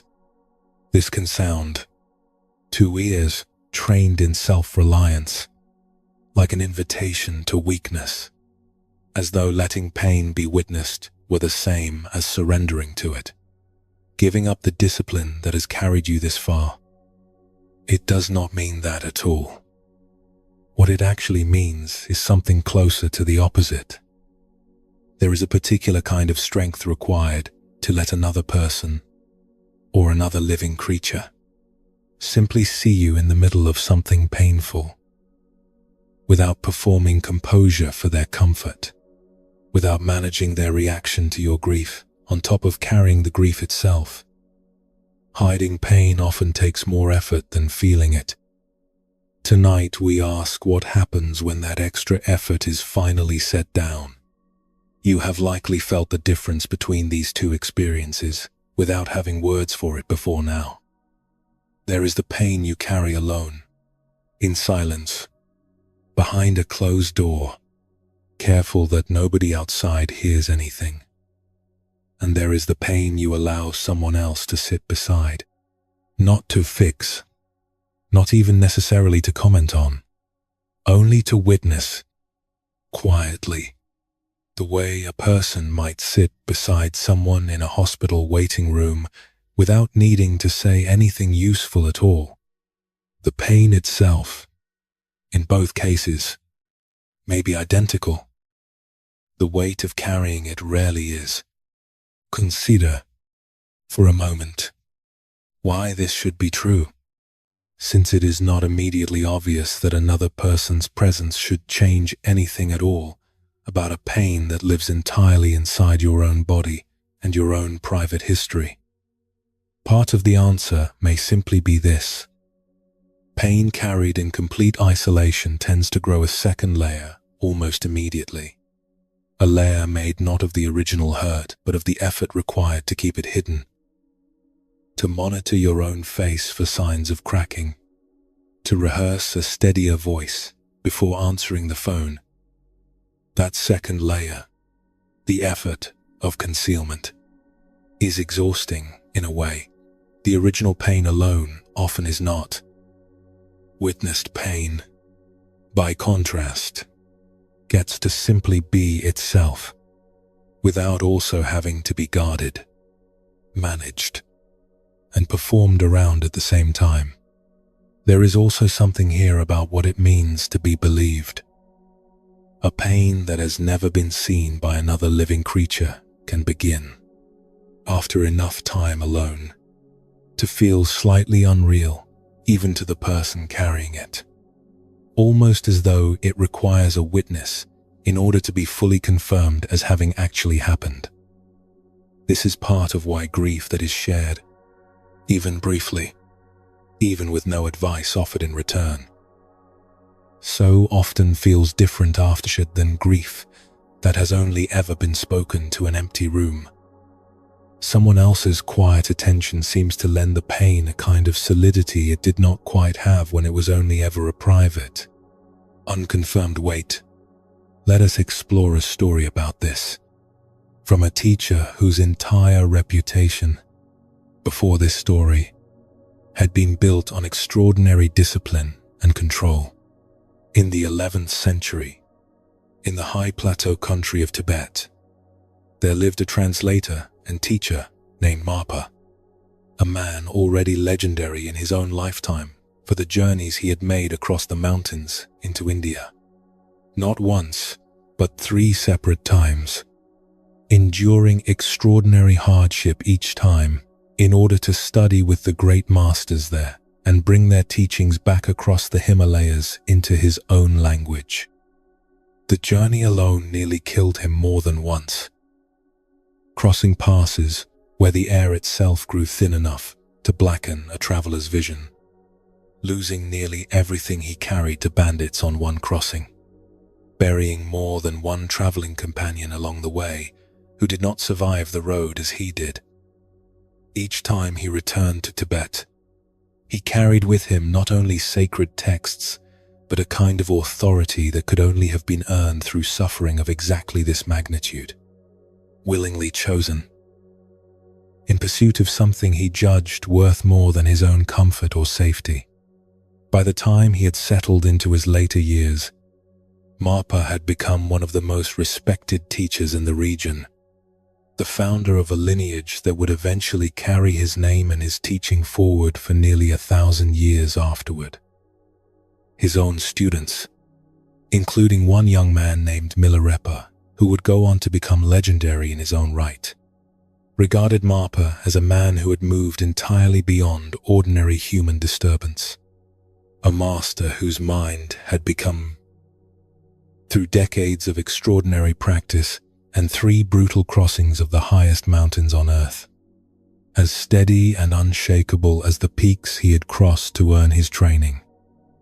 If anyone in that entire region was assumed to have moved beyond the reach of ordinary grief, every one of his students would have named Marpa first. Without hesitation, Marpa had one son, a young man named Dharmadodi, whom he had carefully prepared across years to one day inherit and carry forward the entire lineage Marpa had worked his whole life to establish. Dharma Doda was, by every account, gifted in exactly the way his father had hoped, already showing signs of becoming a realized teacher in his own right. The living continuation of everything Marpa had carried back from India at such enormous personal cost. Then, while still a young man, Dharma Dode was thrown from his horse during a ceremonial procession and died from his injuries before his father, or anyone else, could do anything to save him. What happened next shocked Marpa's assembled students in a way that nothing else in their teacher's long career ever had. Marpa, the man they had believed had moved entirely beyond the reach of ordinary grief, collapsed into open, unrestrained, weeping in front of all of them, his composure entirely gone, his sorrow on full display, with none of the careful control they had always assumed defined him.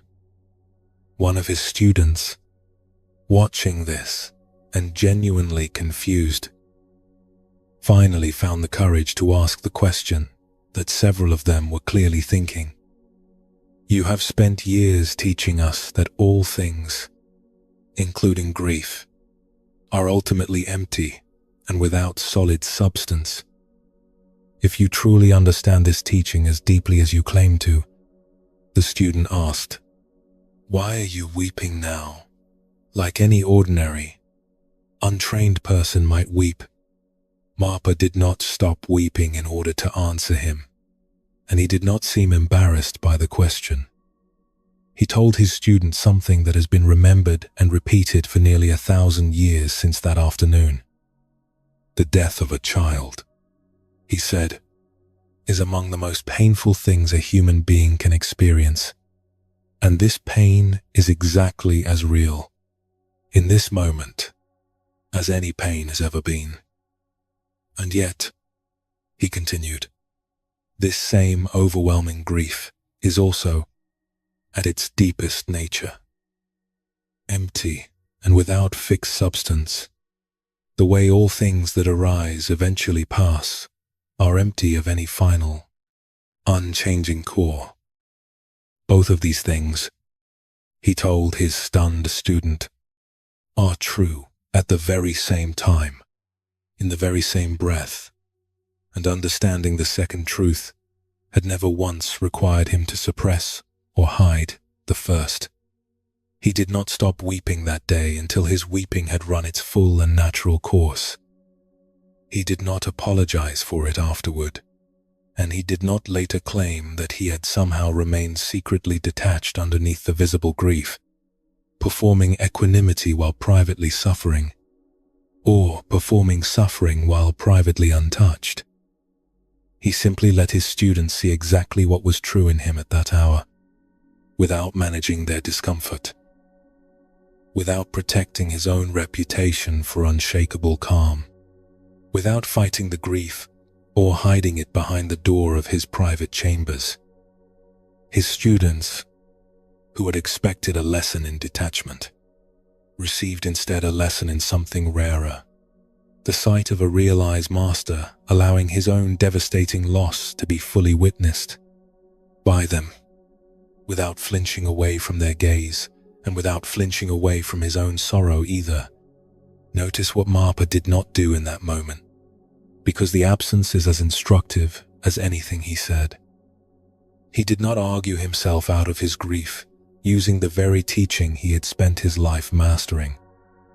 He did not tell himself that a truly enlightened man would feel nothing at the death of his only son, and he did not perform that nothingness for an audience that was watching closely, ready to judge him by his own standard. He simply let the grief be exactly as large as it was, in front of witnesses, and discovered, in that full and unguarded display, that nothing about his realization required the performance of composure he and his students had always assumed it demanded. Years of crossing mountains to earn his understanding had not, in the end, been undone by one afternoon of visible weeping. If anything, his students remembered that afternoon longer and more clearly than any lecture he ever gave them, because it was the one time his understanding and his humanity were allowed to stand fully in the same room together. Neither one asked to hide behind the other. Let us explore another story now. Far from any monastery, high in pasture country, where a different kind of grief once moved through, unwitnessed for a while, until it finally was not. There was once a shepherd who lived alone for most of each year in the high mountain pastures, descending to the village only when the snows made the high ground impossible to graze. His closest companion through the long, isolated months was an old herding dog, grey-muzzled and steady, who had worked beside him for more than a decade and seemed, in the particular way old working dogs sometimes do, to understand the shepherd's moods better than any person in the village ever had. He had grown up in that same country, raised by a father who measured a man's worth largely by how little complaint he produced, and he had absorbed that measure so completely that by adulthood it no longer felt like a rule imposed on him at all. It simply felt like the truth of how a man in his position was supposed to carry whatever came. One spring, a ewe in the shepherd's small flock gave birth to a single lamb that did not survive its first cold night. Despite everything the shepherd tried, wrapping it inside his own coat, holding it against the warmth of his chest through the darkest hours before dawn. He had lost lambs before, over the years, the way any shepherd eventually does, and he had always managed it the same way every other man he knew managed loss in that country. Quietly, without complaint, burying the small body and moving on with the morning's work before anyone could see anything more than a man doing his job a little more slowly than usual.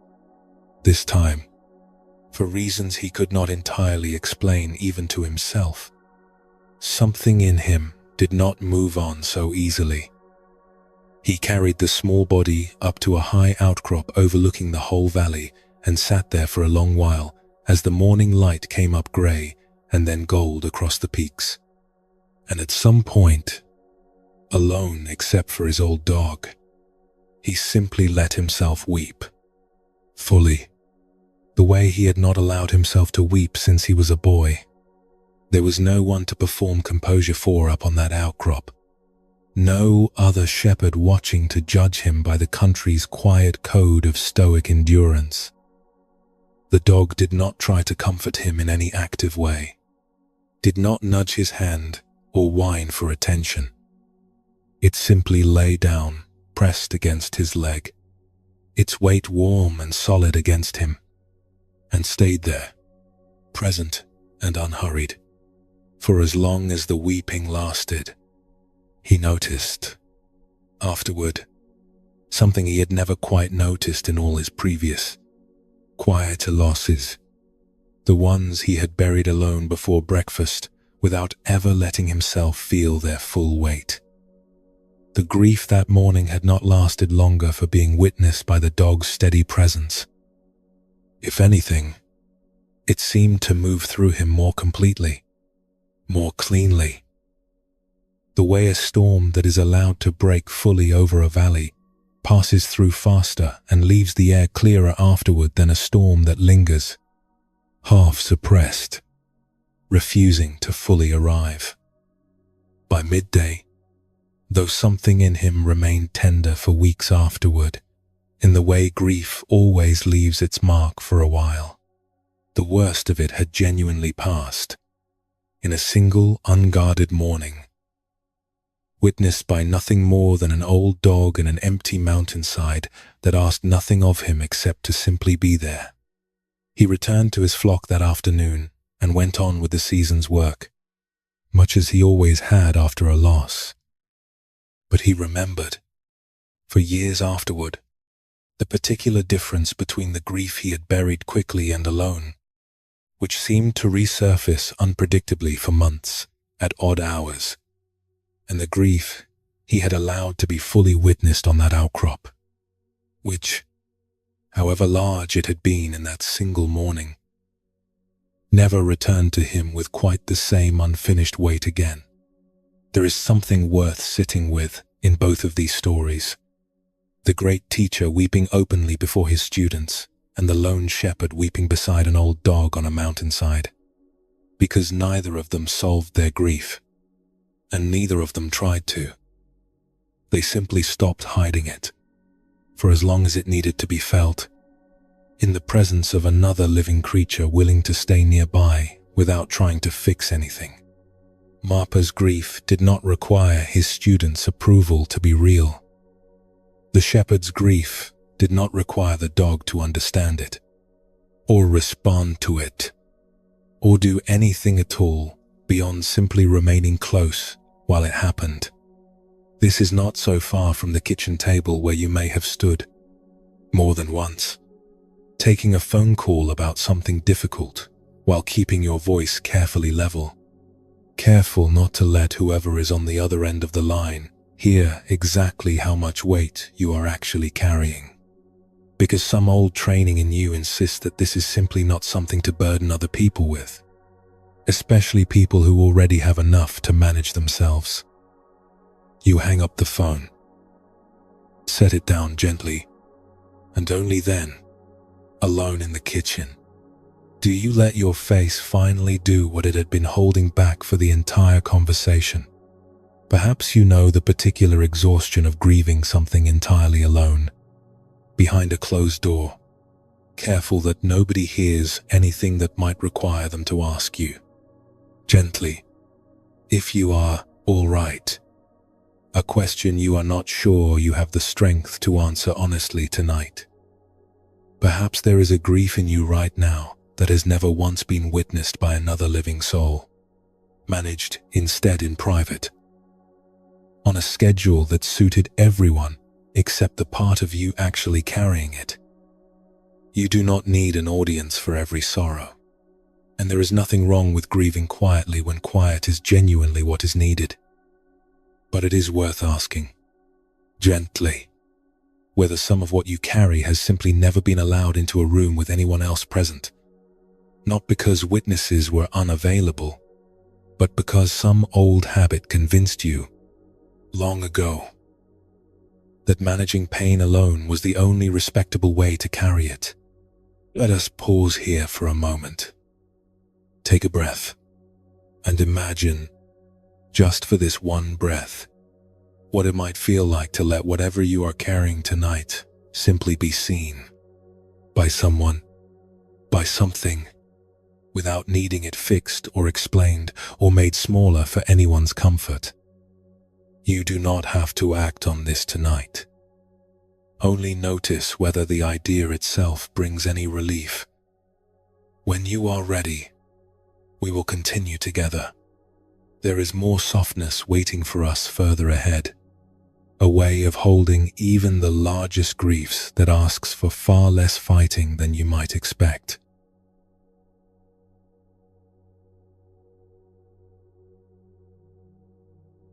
There is an image worth holding for a moment before we go any further tonight. A house can have one room with a cracked wall, a single window that never quite latches properly, a corner where the roof has leaked every rainy season for as long as anyone can remember. None of this makes the house unlivable. None of this means the kitchen stops working, or the hearth stops giving warmth, or the family gathered inside stops laughing on an ordinary evening. The wound, whatever it is, occupies its own room. It was never actually built to take over the entire house. This is harder to remember than it sounds, especially about your own life. A serious wound, physical or otherwise, has a way of behaving as though it owns the whole structure, demanding attention in every room, following you from the kitchen to the bedroom to the front step, until it becomes difficult to remember that other rooms in the same house are still standing, still warm, still entirely undamaged by whatever has happened in the one room that hurts. Tonight's question is simple to state and, like most simple questions, surprisingly difficult to actually live inside. The wound is not the whole house, even when it feels enormous, even when it has been there for years, even when the person carrying it has built an entire identity, publicly, around how thoroughly they have disciplined themselves in response to it. This can sound, at first, like a minimizing of serious suffering, a way of saying your pain only occupies one small corner. So stop making such a fuss about the rest of the house. That is not what is being said. The wound's room can be as large and as severe as it actually is, taking up far more space than a single small corner, sometimes most of the ground floor, for years at a stretch. What remains true, even then, is that somewhere in the same structure, untouched rooms continue standing, often in complete silence, waiting to be remembered, rather than waiting to be denied. Think about a person you may have known, or perhaps the part of yourself you show to almost no one, who built an entire visible identity around managing one particular pain, an illness, a loss, an old fear that never quite settled. From the outside, that managing often looks like the whole of the person, since it is the part most visible to others, the part that organizes their schedule, their conversation, their reputation among people who barely know them otherwise. And yet, almost without exception, somewhere behind that visible discipline, an entirely separate room remains, holding whatever softness, whatever ordinary human tenderness, never made it into public view, not because it was destroyed by the wound, but because nobody happened to be standing in the doorway when it occasionally opened. There is a reason this particular mistake is so easy to make about other people, and harder still to notice we are making about ourselves. We tend to judge an entire house by whichever room happens to be lit when we walk past it. A person known publicly for managing chronic illness with great discipline is assumed, by strangers and sometimes by close friends alike, to be entirely made of that discipline, as though the rest of their personality simply went dark the day the illness arrived and never switched back on. A person known for surviving a great loss is assumed to be permanently shaped by mourning, even decades later, even after entire new rooms of their life have been built and furnished and lived in fully. The lit room becomes, in other people's eyes, the whole house, simply because it is the only room they have ever been shown. Let us explore a story about this, from a tradition known for producing some of the most severely disciplined practitioners that Buddhism has ever recorded. In the year 1912, in the southern reaches of Korea, a boy was born into a family with means and education, a boy whose restless, searching intelligence set him apart from an early age. Teachers in his village remembered him as the kind of student who finished every text handed to him and immediately asked for the next one, never satisfied with the answers already written down, always certain that somewhere, in some book not yet read, the actual answer to his unease was waiting. As a young man, he read everything he could find: philosophy, literature, the great questions that have occupied serious minds in every culture across history, searching for something that would finally settle a particular anxiety that had taken root in him since childhood, an unease about existence itself that none of his considerable learning seemed able to touch. He read further, The anxiety remained. He read further still. Exhausting library after library of careful human thought, and the unease that had first taken hold in him as a boy continued sitting, untouched, at the very center of everything he otherwise understood with remarkable clarity.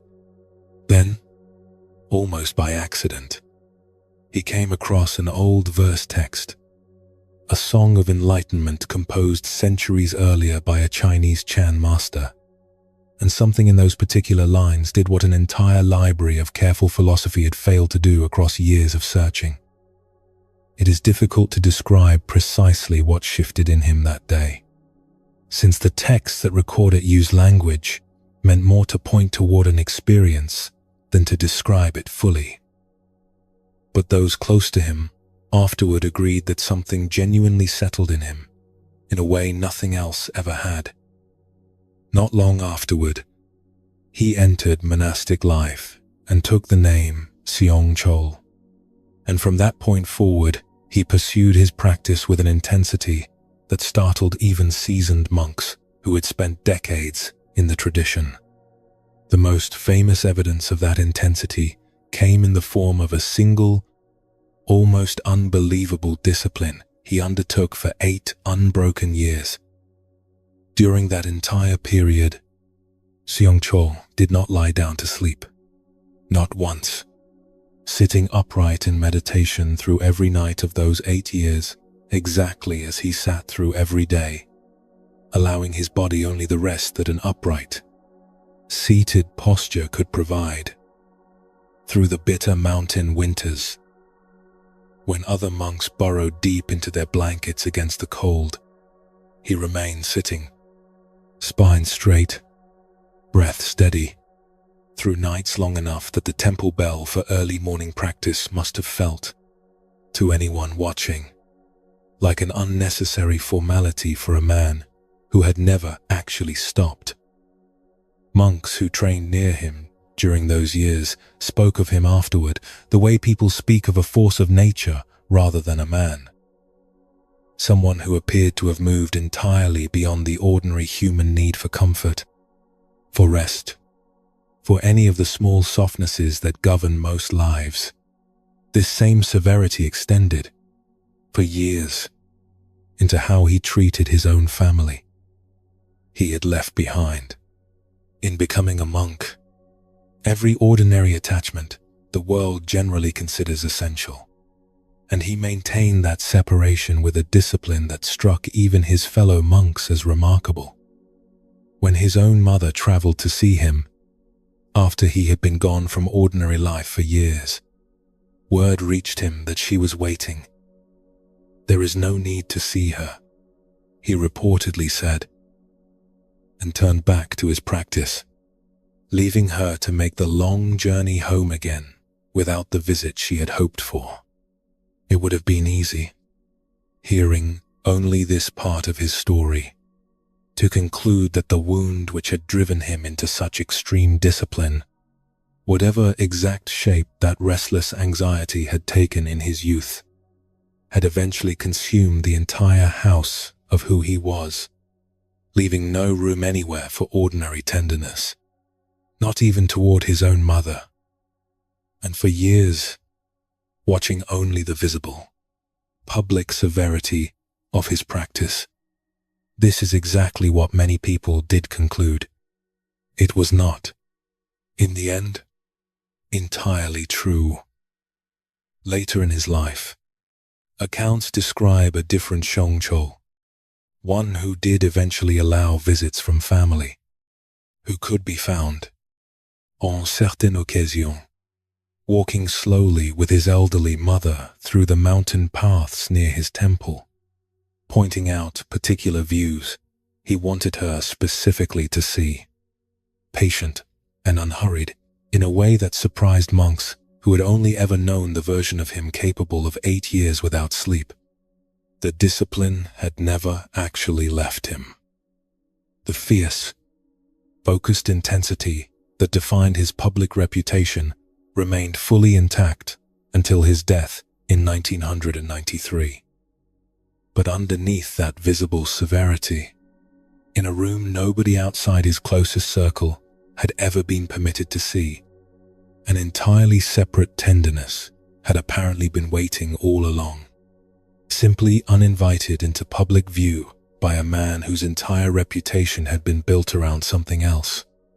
When he was finally installed as the supreme patriarch of his order late in his life, after decades during which almost no one outside his monastery had seen his face, he gave an inauguration address that became one of the most quoted lines in modern Korean Buddhism. "Mountains are mountains," he said. "Rivers are rivers." A statement so plain it confused many of the dignitaries gathered to hear it, expecting something more elaborate from a man of his reputation, and so exact. To those who understood it, that nothing more elaborate was actually needed. Notice what this story is not claiming, because the distinction matters. It is not claiming that Seongcheol's severity was secretly false, a performance hiding a soft man underneath who simply pretended to be hard. The discipline was entirely real.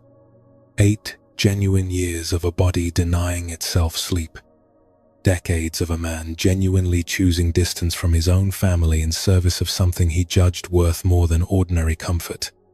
What the later stories about his mother suggest is something quieter and, in its way, more useful for the rest of us. The severity, however total it appeared from the outside, had never actually been the entire house. It had simply been the room most visible to strangers, while another room, quieter and far less publicized, continued standing the entire time, waiting for an occasion patient enough to finally walk through its door. Both rooms belonged to the same man, built from the same restless boy who once exhausted every library he could find, searching for an answer that, in the end, arrived not from another book, but from finally sitting still enough to stop searching at all. Let us explore another story now, smaller and further from any famous monastery, that carries the same shape in a quieter key. In a small mountain temple, far from any city, there lived an old nun who tended the temple's vegetable garden with a devotion the younger nuns sometimes found difficult to understand, given how little the garden itself seemed to matter in the larger scheme of temple life. She had come to the temple as a young widow, decades earlier, carrying grief enough to fill several lifetimes. And the other nuns of that generation still remembered how withdrawn and silent she had been in her first years there, speaking to almost no one, finding her way slowly back toward the world through the patient, repetitive work of turning soil and tending rows. By the time the younger nuns arrived, knowing her only as the cheerful old woman who never missed a single morning in the garden, almost none of them realized how much grief had once lived in that same quiet pair of hands she used for watering her seedlings each morning, a single stone bowl that had been cracked nearly her entire life, a thin fault line running from rim to base that let a slow, steady trickle of water seep out with every use, so that by the time she reached the far end of any row, the bowl was always noticeably lighter than when she had filled it. A young nun, newly arrived and eager to be useful, noticed this one spring morning and offered, with the best of intentions, to fetch a new, unbroken bowl from the temple storeroom, certain the old woman would be relieved not to keep losing water on every watering round. The old nun declined, simply and without explanation, and continued her rounds exactly as she had for decades, the thin trickle marking a faint, the familiar line of dampness across the same worn path she walked every morning. The young nun, curious rather than annoyed, he eventually asked her directly why she kept a cracked bowl when an unbroken one sat unused, only a short walk away. The old nun considered the question for a long moment, watching the last of the morning's water trickle out across the soil at the base of a young pepper plant. "This bowl has watered every plant in this garden for 40 years, she finally said, leak and all. The leak never stopped the watering. It only meant I had to walk a little further, and fill it a little more carefully, and pay closer attention to how much was actually left by the time I reached the last row. The crack was never the whole bowl. It only ever asked me to hold it with a bit more attention than a whole one would have required. The garden that bowl had watered for 40 years remained, by every account, the most abundant in that entire region, vegetables and herbs growing in rows so thick that monks from neighboring temples sometimes traveled specifically to see it. The bowl's crack had never once prevented this. It had simply asked the old nun to walk a little further and pay a little closer attention, a request she had apparently been answering, without complaint, for 4 full decades.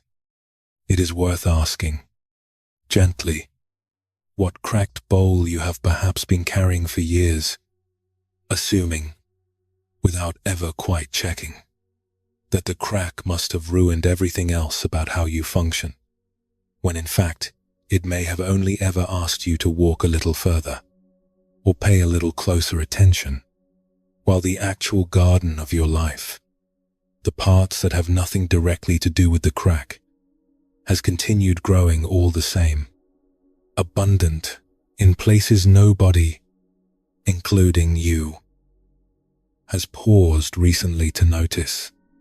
Perhaps you have built something like this yourself, a careful structure of competence and management around one specific wound, an old illness, a divorce, a failure at work that still colors how you introduce yourself in your own mind years later. Colleagues may know you only as the reliable one, the steady one, the person who handles whatever comes without visible complaint, having no idea that this very steadiness was built, brick by brick, as a direct response to something that once nearly undid you completely. They see the structure. They rarely see what it was built to manage, and almost never see whatever quieter rooms continued standing on the other side of it the entire time, waiting for someone patient enough to notice them.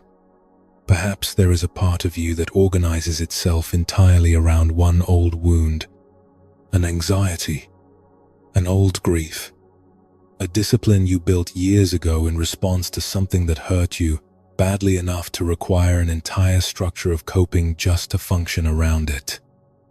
From the outside, that structure may be the only thing people ever see of you, the careful management, the visible severity, the reputation you have built around handling this one thing well. It is worth remembering, gently, tonight, that the structure you built around the wound was never actually the same thing as the whole house.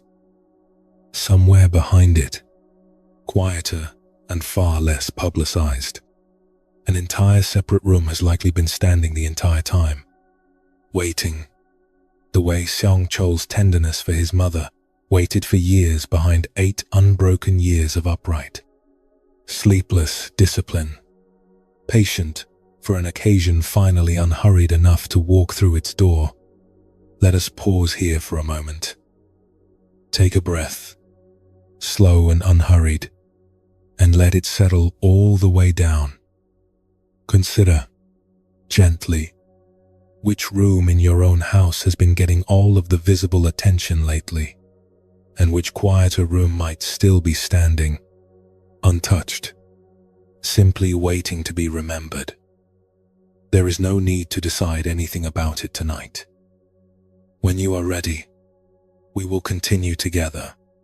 There is a wider view waiting for us further ahead tonight, a way of seeing the whole sky that the wound, however large its own room has become, has never actually been able to block out entirely, no matter how long it has occupied that particular corner of the house.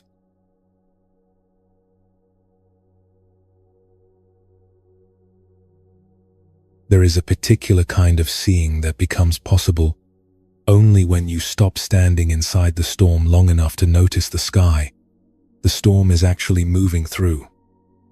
Most of us never quite get the chance to notice this distinction, because most of us, in the middle of real difficulty, are entirely occupied with the storm itself, the wind of it, the rain of it, the sheer immediate force of whatever is happening.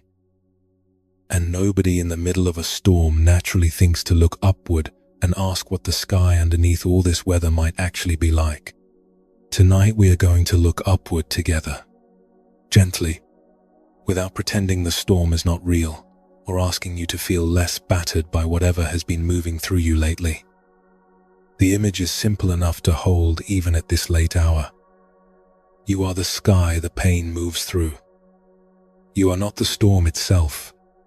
This can sound, on first hearing, like a poetic way of saying the pain does not matter, a kind of spiritual sleight of hand designed to make suffering smaller than it actually is.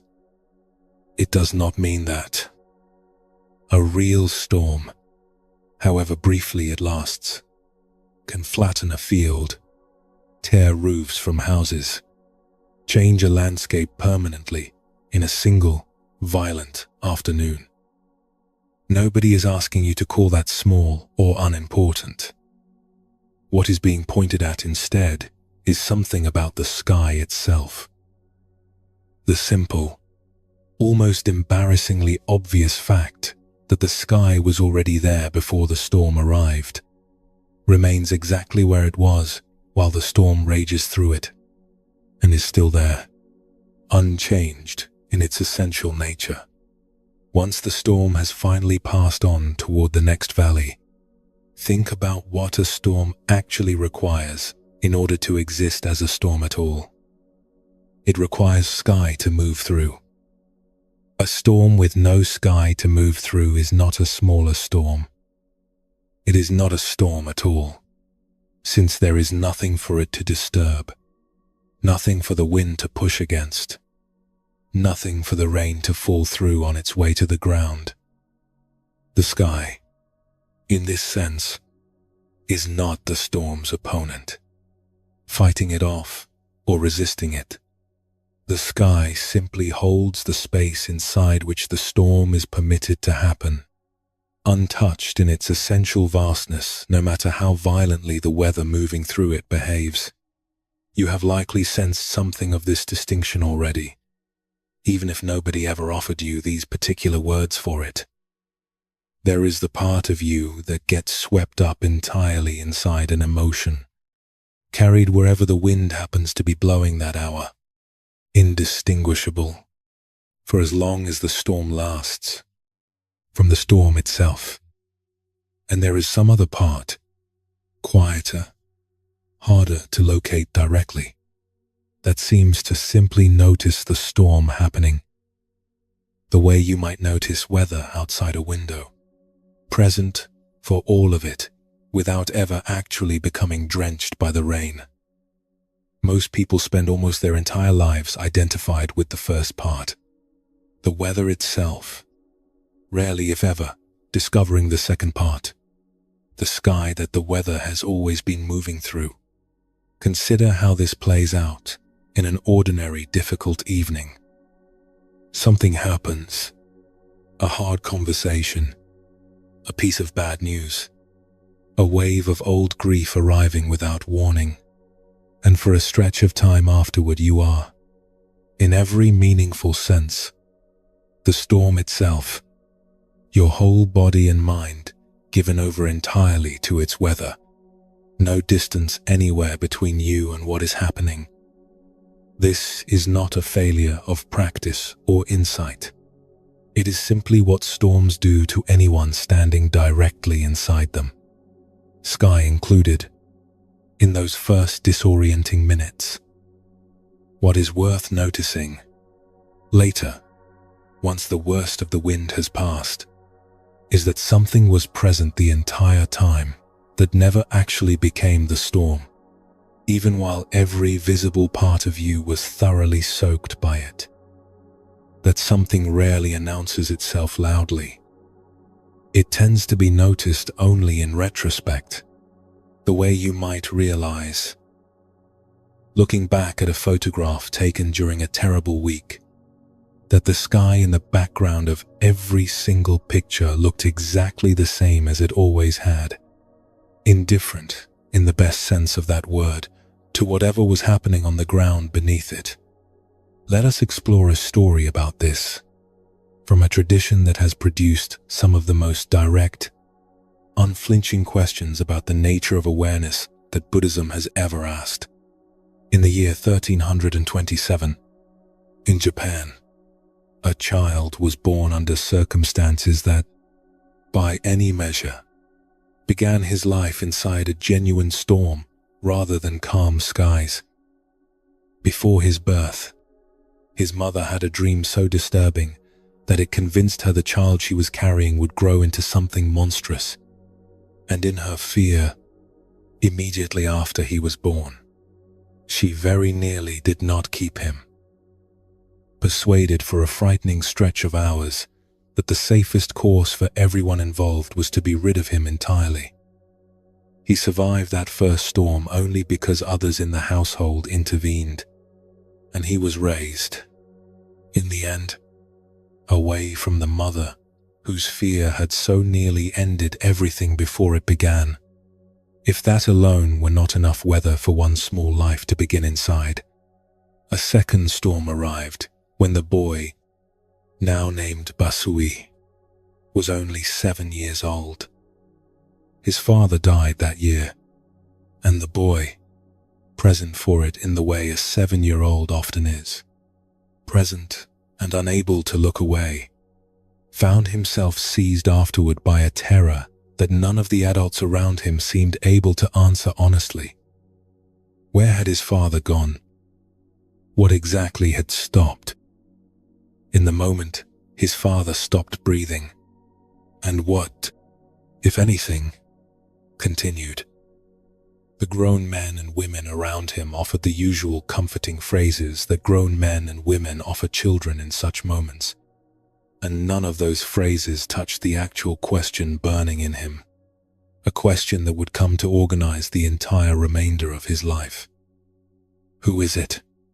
He began asking himself, even as a child, that sees, that hears, that knows anything at all. What is the one thing present behind every single experience he had ever had? The one constant nobody around him seemed able to name. This question did not settle as the boy grew older. If anything, it grew more violent in him, more insistent, until by adolescence he had developed a strange and dangerous practice in pursuit of it. On nights of severe storms, when sensible people barricaded themselves indoors and waited for the weather to pass, young Bassui would climb the tallest trees he could find near his home and cling there, in the wind and the lashing rain, deliberately placing himself in genuine physical danger, the branches whipping violently around him, his own heartbeat slamming against his ribs loud enough to nearly drown out the storm itself. Villagers who happened to glance out their windows during such nights and catch sight of a thin shape clinging high in a swaying tree assumed, reasonably enough, that they were watching either a fool or a madman, never suspecting they were watching a boy in the middle of the most serious work of his entire young life.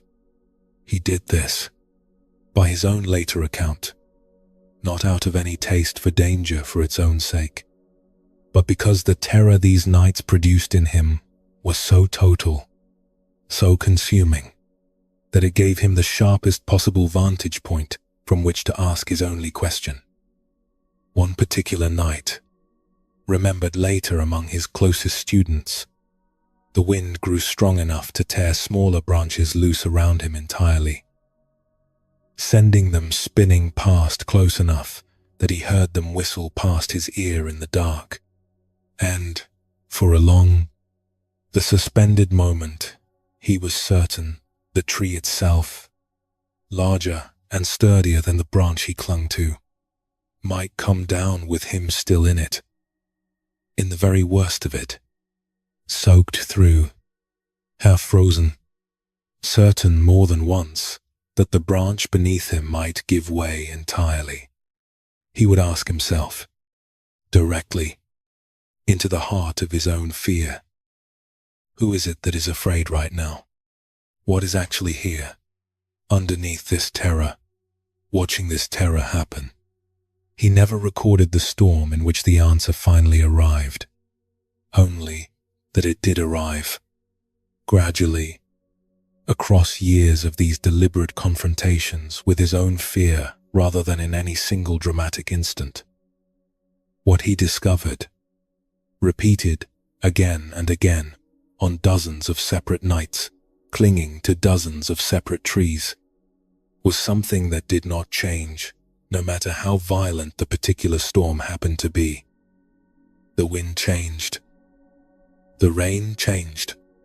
The exact pitch of his own terror changed from night to night, sometimes sharper, sometimes duller, depending on how close the lightning struck or how hard the branch shook beneath him.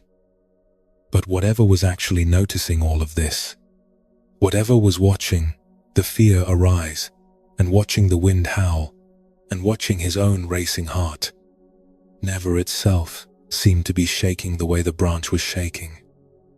It simply watched, steady, present, entirely unmoved by the violence moving through it, the way the night sky itself remained exactly where it was, no matter how fiercely the storm raged across it.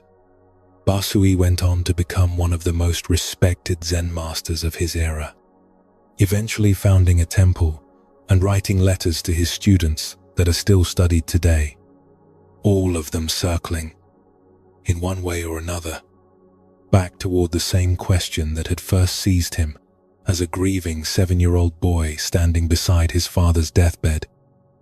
Who is it that hears? Who is it that sees? He never claimed the question fully resolved itself into a tidy answer that could simply be repeated to someone else and understood secondhand. What he taught, instead, was the practice of asking it directly, especially in the worst of one's own private storms, since it was precisely in those extreme moments, as he had discovered clinging to violently shaking branches as a young man, that the steady, watching sky underneath all that weather became most clearly visible. Simply because the storm itself had finally grown loud enough to make the listener notice there was a listener there at all. Notice what those storms in the trees actually revealed to him.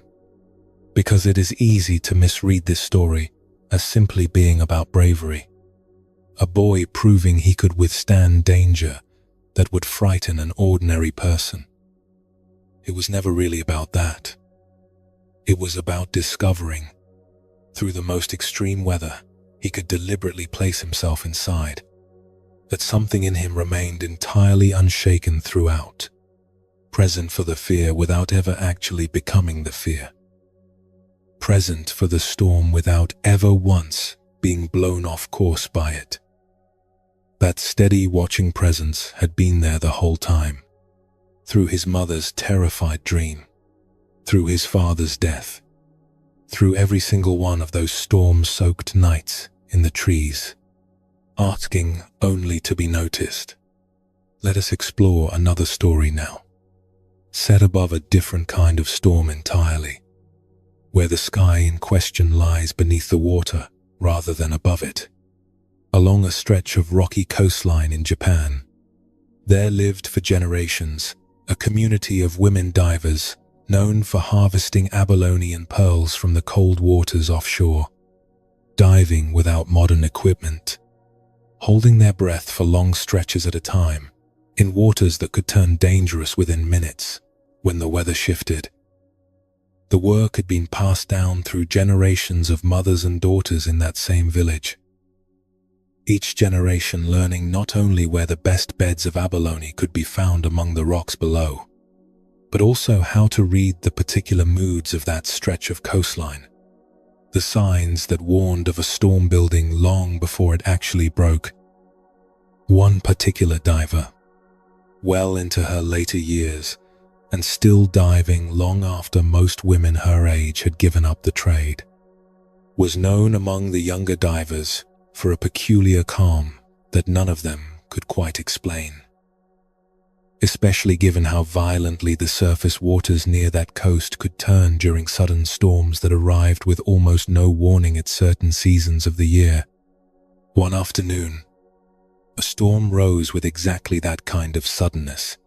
While several divers were still in the water, the surface churning within minutes into a chaos of whitecaps and driving spray that made it nearly impossible to see the shore or even to keep proper bearing on which direction the shore actually was. Several of the younger divers, caught in the thrashing surface waters, fought the waves directly, exhausting themselves trying to swim against a churn that simply would not be argued with, panic rising in them as quickly as the wind had risen. The older diver did something different. She did what she had always done in rough water, going back to a habit so old she barely thought of it as a technique anymore.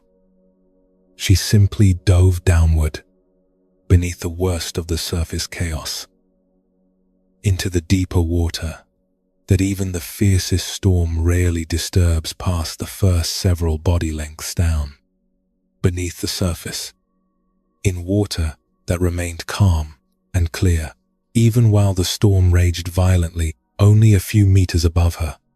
She held herself still for a long moment, watching the faint, distant light flicker and scatter through the churned water far overhead, and let her own breath and heartbeat settle into something steadier than the panic the surface chaos had nearly handed her as well.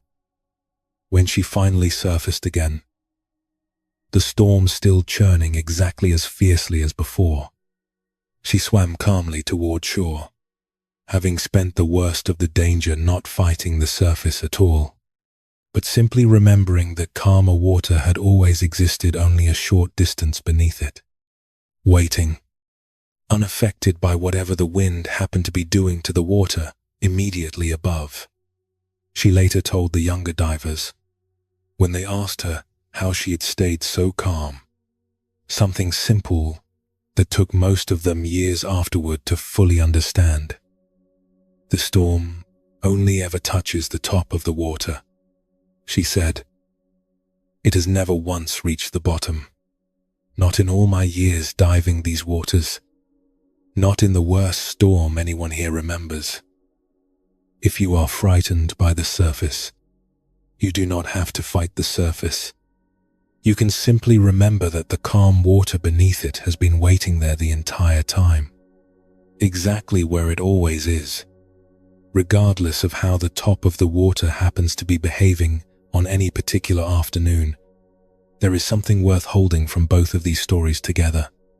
The boy clinging to storm-tossed branches, asking who is watching this fear, and the old diver descending beneath a churning surface into water the storm could never actually reach.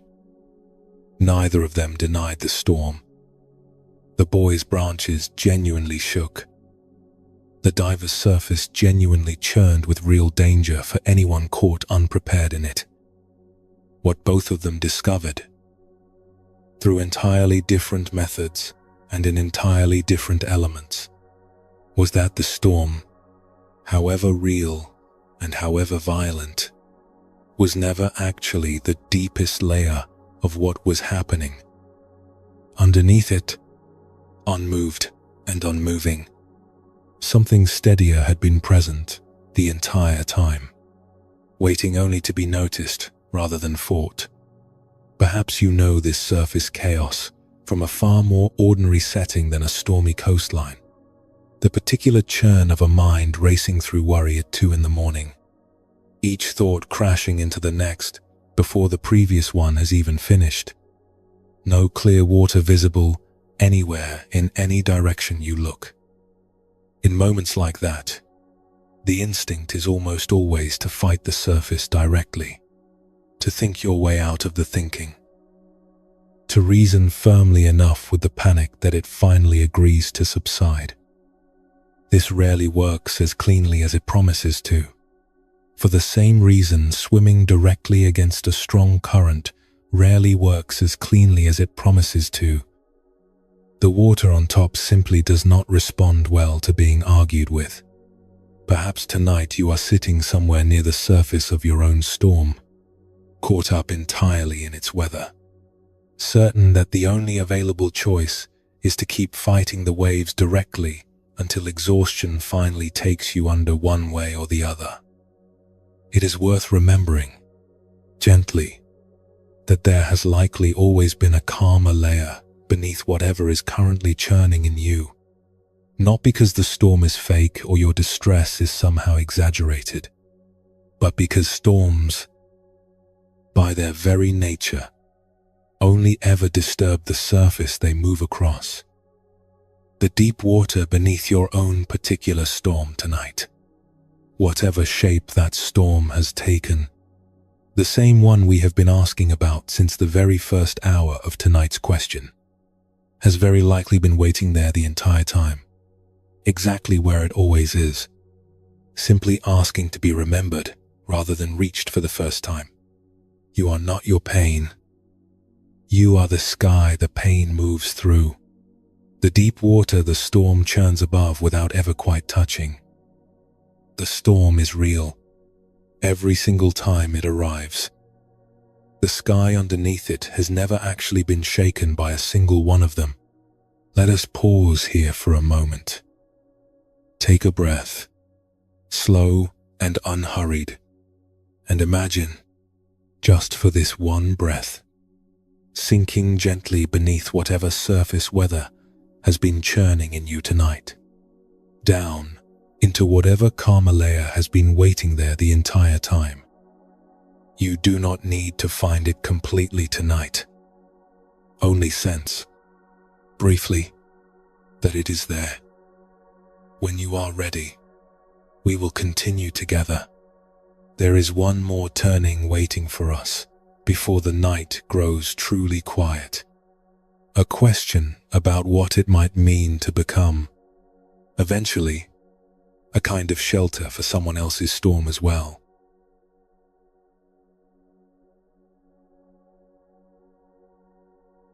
There is one more question worth asking tonight, gently, before this long night begins gathering itself slowly back toward rest. If you are not your pain, if the wound is never the whole house, if you are the sky and not the storm, what then becomes possible for you to offer to someone else who is, right now, standing inside their own particular weather? This is not a question about performing recovery for an audience, or pretending a wound has fully closed before it actually has, simply so you can appear strong enough to help somebody else. It is a quieter question than that, one without any urgency attached to it tonight. Can a person who has lost everything, in some real and total sense, still become, afterward, a place where someone else finds shelter, not despite the loss? Sometimes, strangely, because of it, this can sound, at first, like an unfair burden to place on someone already carrying more than enough, as though surviving your own devastation were not sufficient, and now you are additionally expected to rebuild yourself into a shelter for other people's storms as well. That is not what is being asked here, and it is worth being careful about the difference. Nobody owes anyone else their own healing turned into a service. And nobody should ever feel obligated to play caretaker before they themselves have had room to simply fall apart for a while. What is being pointed at instead is something that seems to happen on its own, almost without anyone deciding it should. In certain people who have been through enough loss to stop fearing it quite as much as they once did. Having already lost what felt, at the time, like everything, and having survived that loss regardless, something in them becomes less frightened by other people's losses, more able to sit beside someone else's devastation without flinching away from it the way people who have never faced anything similar so often do. Think about who you have actually turned to across your own life, in your hardest moments. Often it is not the person with the most comfortable, untouched life, however kind that person might genuinely be. It is, more often, the person who has clearly survived something themselves, whose own face carries some quiet evidence of having been through a real storm and come out the other side of it still standing, however changed. There is a particular kind of comfort available only from someone who is not afraid of your pain because they have already met something like it directly in their own life, and found, to their own surprise, that they were not destroyed by it after all. There is an old, almost universal pattern hidden inside this observation, one that shows up across nearly every culture that has ever recorded its wisdom about suffering. The teacher who has never been broken rarely becomes the teacher people actually seek out in their own breaking. It is almost always the one who has visibly cracked once and kept living afterward, who ends up sitting beside other people's cracks without flinching away from them. This is not because suffering itself is somehow noble or to be sought out deliberately. It is simply that fear of pain tends to soften, just slightly, once a person has already walked directly through a version of it large enough to nearly end them, and discovered, against their own expectation, that something in them survived to walk back out the other side. Let us explore a story about this, from a man who lost, in the span of a single difficult year, almost everything a person can be asked to lose at once. In the year 1904, in eastern Tibet, a boy was born who would grow, across his life, into one of the most revered teachers of his entire tradition. A master of the ancient Nyingma lineage, trained from childhood in teachings that stretched back, generation after generation, more than 1,000 years.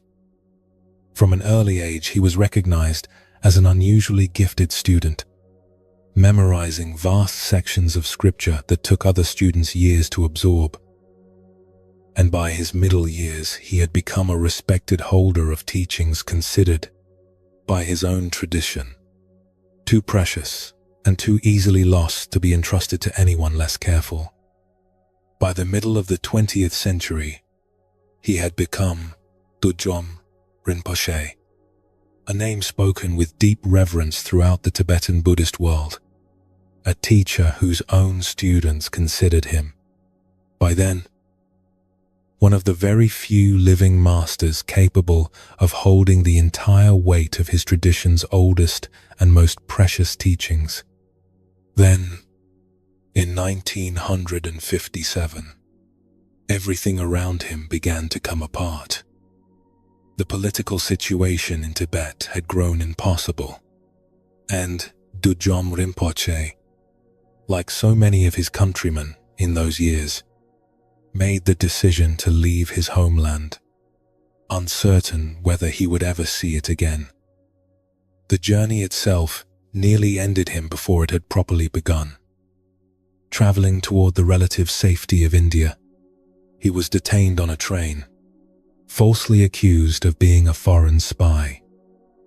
a wild and baseless charge against a man whose entire life had been devoted to meditation and scripture rather than anything resembling espionage.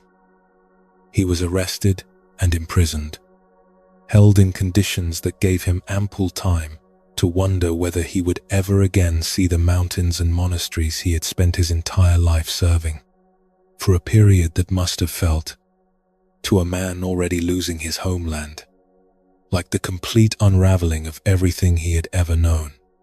He was eventually released only after the intervention of the Dalai Lama's own office and members of a royal family who recognized the absurdity of the charge against him.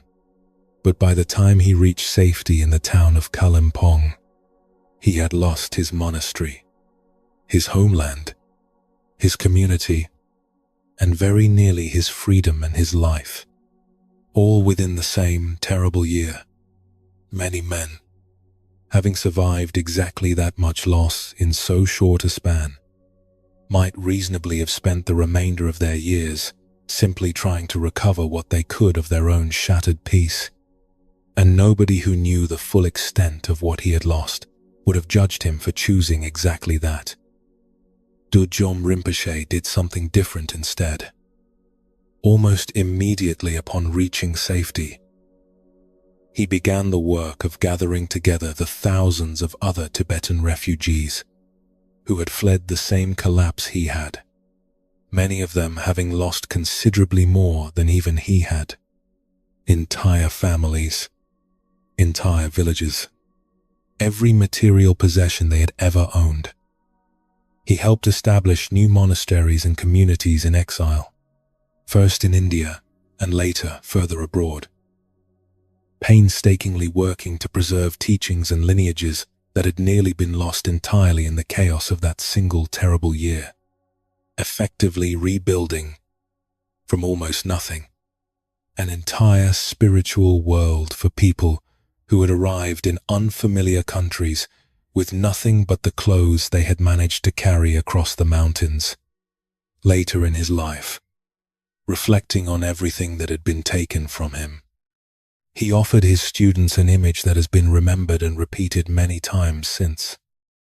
He compared himself, in his exile, to a tiger that requires no grand palace to live a full and dignified life, since the tiger's true home has never actually been a building at all, but the forest itself, wild and untamed, present wherever the tiger happens to find itself.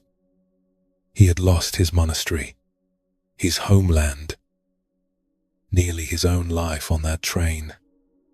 What he had never lost, it turned out, was whatever in him had made it possible to build new shelter, again and again, for people considerably more lost than even he had been.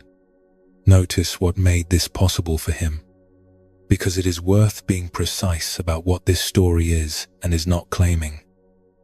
It is not claiming that loss itself automatically produces generosity, or that everyone who survives a great devastation naturally turns afterward toward helping others, since plenty of genuinely good people, having survived plenty of genuine devastation, understandably spend the rest of their lives simply trying to recover what peace they can for themselves, alone. And there is no failure in that choice either. What Dudjom Rinpoche's story suggests instead is something quieter.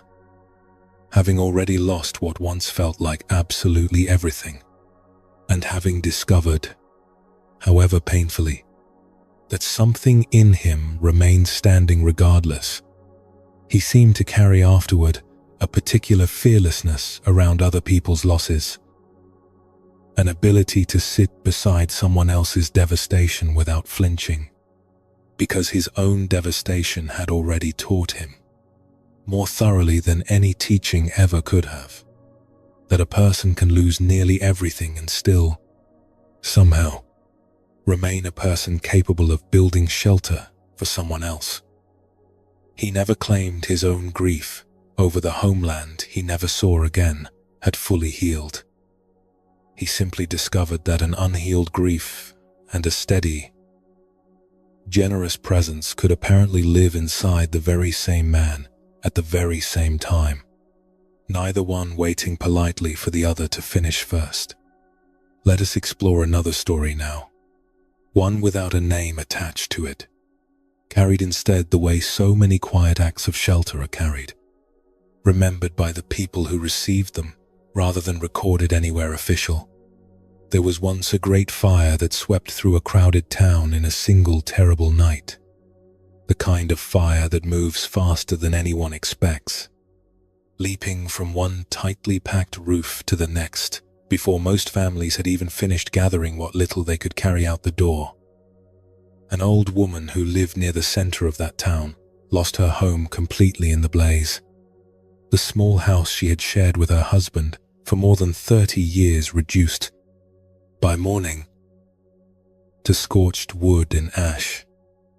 She had raised no children of her own in that house, a private sorrow she had long since made peace with, and had instead filled those 30 years with a quiet, ordinary contentment, tending a small kitchen garden, keeping the same chickens for years at a time, exchanging the same comfortable jokes with the same neighbors at the same hour every morning. Her husband, already frail before the fire, did not survive the chaos of that night either. Lost somewhere in the confusion of smoke and collapsing structures while trying to help a neighbor's family escape. In the days that followed, displaced families gathered in a makeshift camp at the edge of the town, sleeping under whatever shelter could be hastily assembled from salvaged wood and borrowed cloth, the air still carrying the bitter smell of smoke from the ruins nearby for weeks afterward. The old woman, having lost her husband and her home in the same single night, might reasonably have spent those days entirely consumed by her own grief, and nobody in that camp would have judged her for it.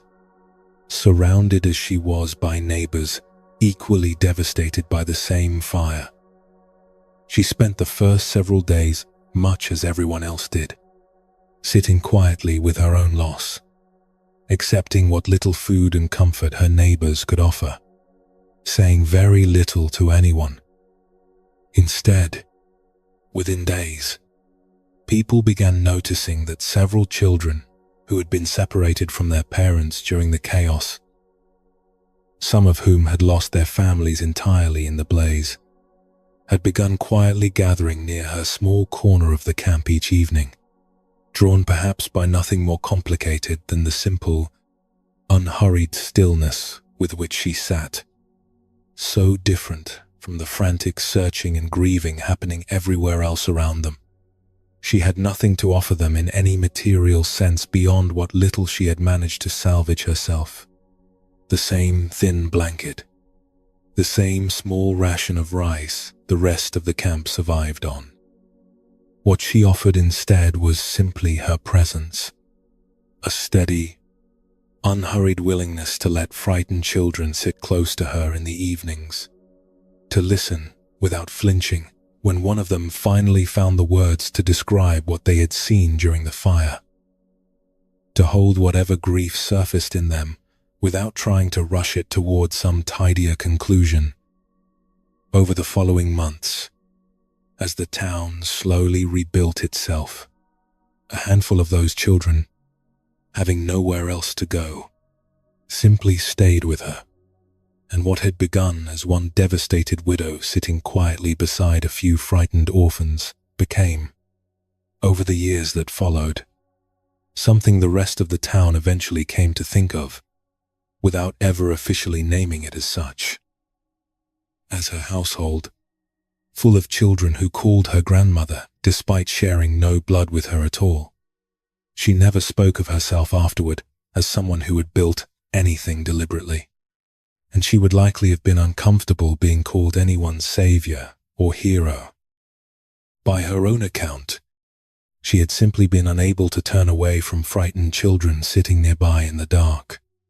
On the very same nights, she herself was barely managing her own grief, and something in that simple refusal to look away repeated evening after evening without any larger plan behind it, had slowly become a shelter neither she nor anyone else had set out to build on purpose.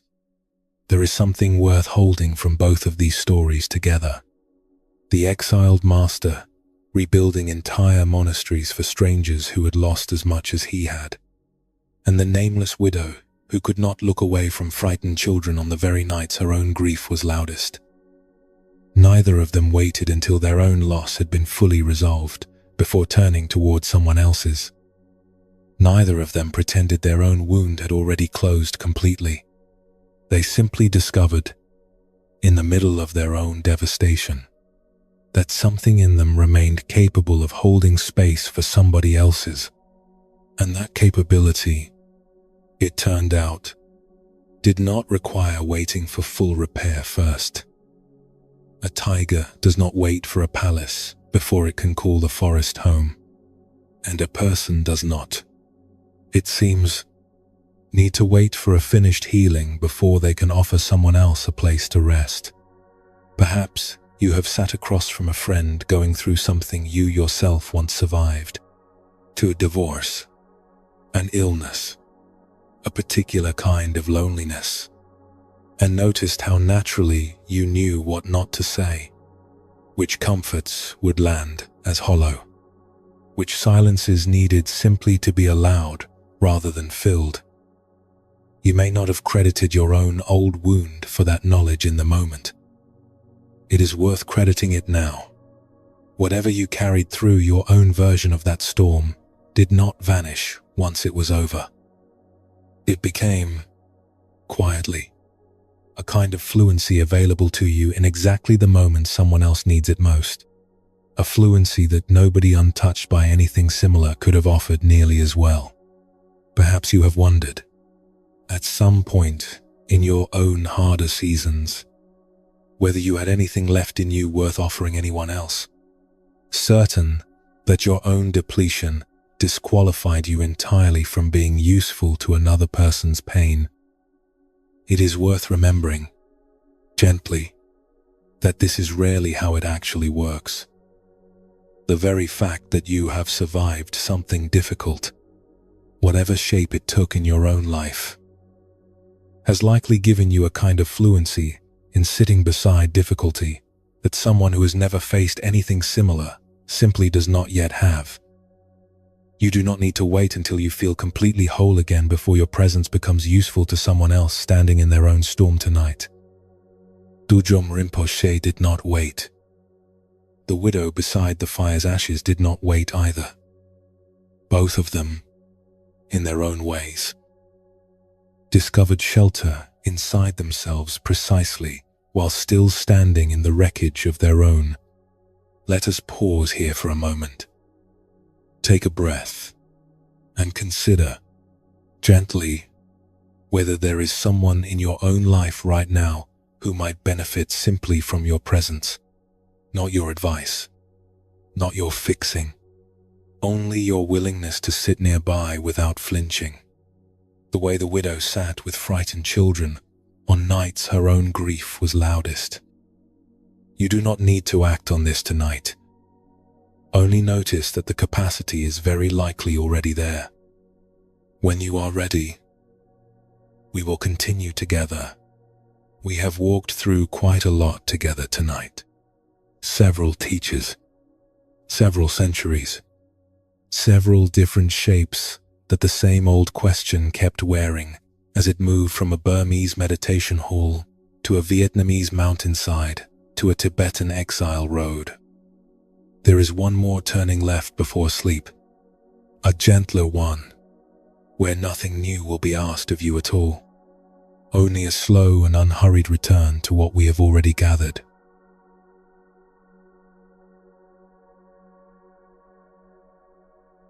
There is nothing new being asked of you now. We have walked through quite a lot together tonight. Several teachers, several centuries, several different shapes. The same old question kept wearing as it moved from a rice farmer's aching back to a king's mountain flight, to a boy clinging to a storm-tossed branch, asking who was watching his own fear. For these last few minutes, there is nowhere further to go. We are simply going to walk back, slowly, through 3 of the places we have already been, sitting with each one a little longer than we did the first time, the way you might walk back through a few rooms of a house you have already toured once, this time with no hurry at all, no new doors left to open, no new furniture to notice, only the same familiar rooms grown a little more spacious now that the night is worn on this long. You do not need to remember any of this perfectly. You do not need to hold on to a single word. If your eyes are already closed, they can stay closed. If sleep has already begun pulling at the edges of your attention, let it pull. Nothing that follows requires you to be fully awake to receive it. There will be no quiz at the end of this. No summary. You need to be able to repeat back tomorrow morning. There is only the slow, unhurried gathering of 3 things we already set down together earlier tonight. Return to now, simply so they can settle a little deeper before sleep finally arrives. Before we walk back through those 3 places, let your attention drop, just for a moment, into whatever your body is actually doing right now, without changing any of it. Notice the weight of yourself against whatever is supporting you, the mattress, the pillow, the chair, the floor, however you happen to be resting. Notice your own breath, wherever it happens to be moving right now, slow or shallow, deep or uneven, with no need to correct it into anything tidier. Notice, if you can, the simple fact of being held right now by something solid beneath you, the way the ground has been holding every tired body that has ever lain down upon it, including every single person in every story you have heard tonight. Every single one of the 8 teachers we met tonight once lay down somewhere too. On a cushion, on a mountainside, on a thin mattress in a refugee camp, carrying whatever they happened to be carrying that particular evening. And the same ground held all of them the way it is holding you now, without asking anything of any of them first. Let us return first to the very beginning of tonight, to a rice farmer in Upper Burma whose back had curved permanently forward from 30 years of bending over wet fields, and to the old word a teacher once gave him to say quietly to himself whenever the ache rose too large to ignore. Painful, painful. Nothing more elaborate than that. Not a story about himself, not a verdict about who he had become, only a plain, honest naming of a sensation passing through a body that remained, underneath the ache, entirely his own, the way your own body remains entirely yours underneath whatever it happens to be carrying tonight. Pain is real. It is not proof of who you are. You may have heard this sentence several times now tonight, in several different voices, attached to several different people across several different centuries. A farmer and a forest nun and a wood carver beside his fire. Hear it once more now, slower, with nothing added to it at all. Whatever ache has been sitting in you this evening, in your back, your chest, your jaw, your tired eyes, it is allowed to be exactly as real as it is, and it has never once been large enough, no matter how loudly it has spoken, to write the final word on who you are underneath it. The ache may still be present right now, even as you listen to this sentence. That is all right. It is allowed to stay exactly where it is while you simply notice that it has never been the whole of you. Let us pause here, longer than before. Here in the quiet middle of all of this, take a breath and let the next one come on its own, without hurrying it into place. There is no question waiting for you at the end of this breath. Only the breath itself, and whatever quiet space surrounds it, and whatever weight your body is already beginning to feel as it settles further into wherever you are resting right now. Let your shoulders drop a little further than they were a moment ago. If they have any further to drop, let your jaw soften. If it has been holding anything tonight without your noticing, there is nowhere you need to be except exactly here, listening, or perhaps no longer fully listening, perhaps already drifting somewhere quieter than listening, which is exactly as it should be.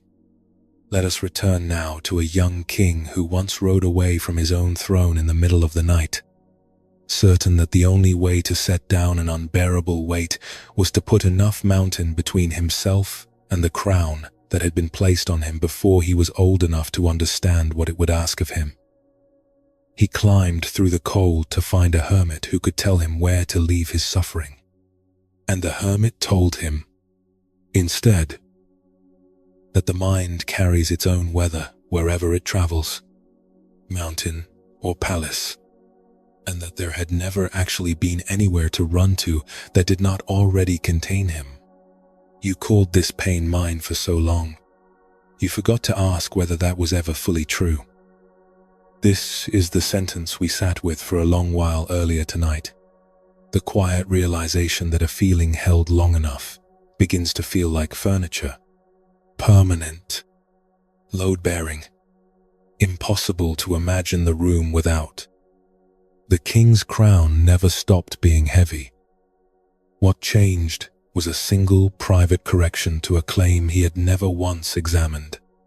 The claim that the heaviness, exactly as it felt, was simply and permanently what it meant to be him. It had only ever been a grip his mind had taken, and grips, unlike mountains, can eventually be held differently. The fisherman by the coast learned this too, standing for years on a sturdy boat while introducing himself by the name of one that had already sunk and gone.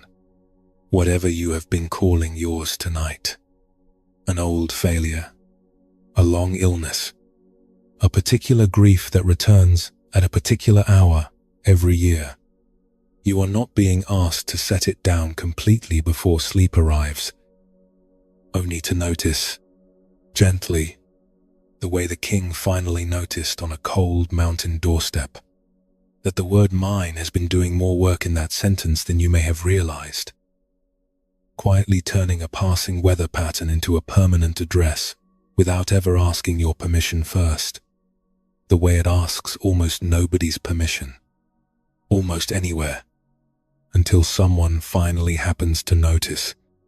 Let us pause here again, even longer this time. Take a breath, slow and unhurried, and notice, if you can, that you do not need to solve anything right now. Not the weight you carry, not the grip you have taken on it.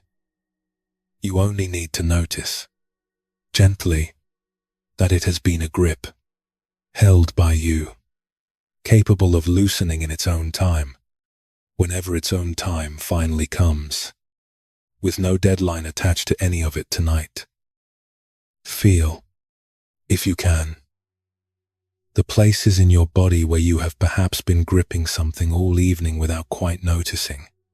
A tightness in the hands, a clench somewhere behind the eyes, a held breath in the chest that has not fully released in longer than you can easily remember. There is no need to force any of it open. Simply noticing, it is often enough to let a small amount of it begin, quietly, to soften on its own.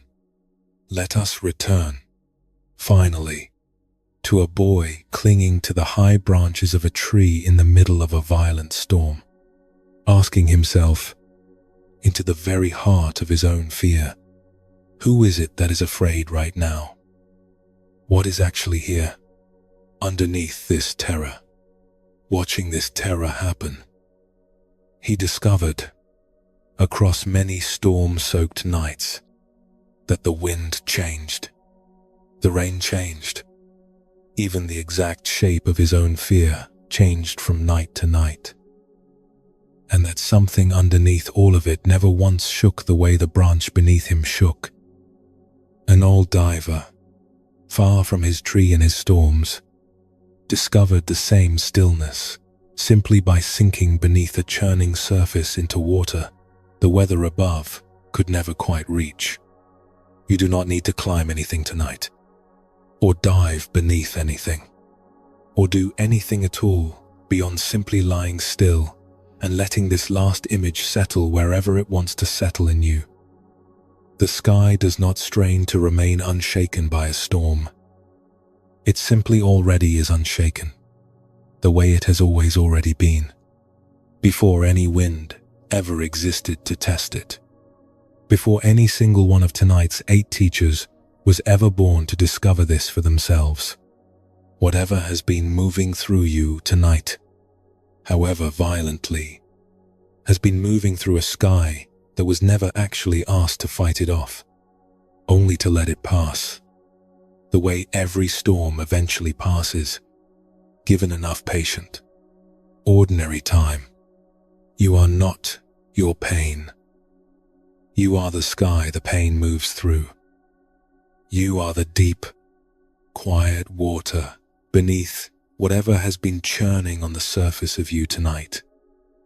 The storm is real, every single time it arrives, exactly as real as the rice farmer's ache and the king's crown and the boy's terror in the swaying branches. And the sky underneath every one of those storms has never actually been shaken by a single one of them. Not once. Not for as long as skies have existed at all. 3 teachers, 3 centuries, 3 different shapes of the same single recognition. Return to now, slowly, one final time, with nothing new added to any of them. Pain is real. It is not proof of who you are. The grip you have taken on it has always been a grip, capable of loosening. And underneath all of it, the sky has been waiting this entire time, patient, unhurried, exactly where it has always been. The way it was waiting before any of tonight's stories were ever first told, and the way it will go on waiting long after tonight is finished. None of the 8 teachers we have walked beside tonight discovered any of this quickly, and neither, most likely, will you, and that is perfectly all right. The farmer needed 3 difficult days before the noting finally settled into him. The king needed a long, cold climb and a stranger's blunt refusal before the grip on his own crown finally loosened even slightly. The boy needed years of storms, dozens of them, clinging to dozens of separate branches, before the watching presence beneath his fear became something he could simply trust rather than something he had to keep proving to himself all over again. There is no reason to expect tonight, alone, to finish what took each of them considerably longer than one evening. You are only being asked, right now, to rest inside the noticing, not to complete it. If you are not your pain, then what are you? We asked this question at the very beginning of tonight, and we are not going to answer it now with a single tidy sentence, because no single sentence was ever going to be large enough to hold it completely.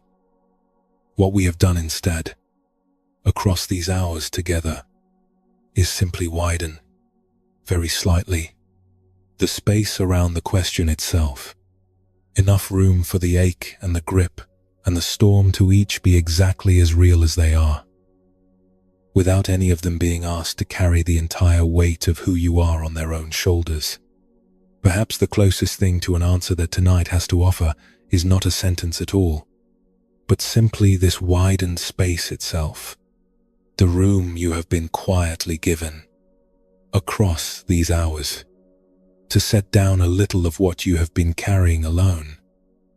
You arrived tonight already carrying something, the way everyone listening tonight arrived, carrying something of their own, visible or hidden, recent or decades old. Nothing about tonight has asked you to put it down completely, or explain it, or fix it before morning.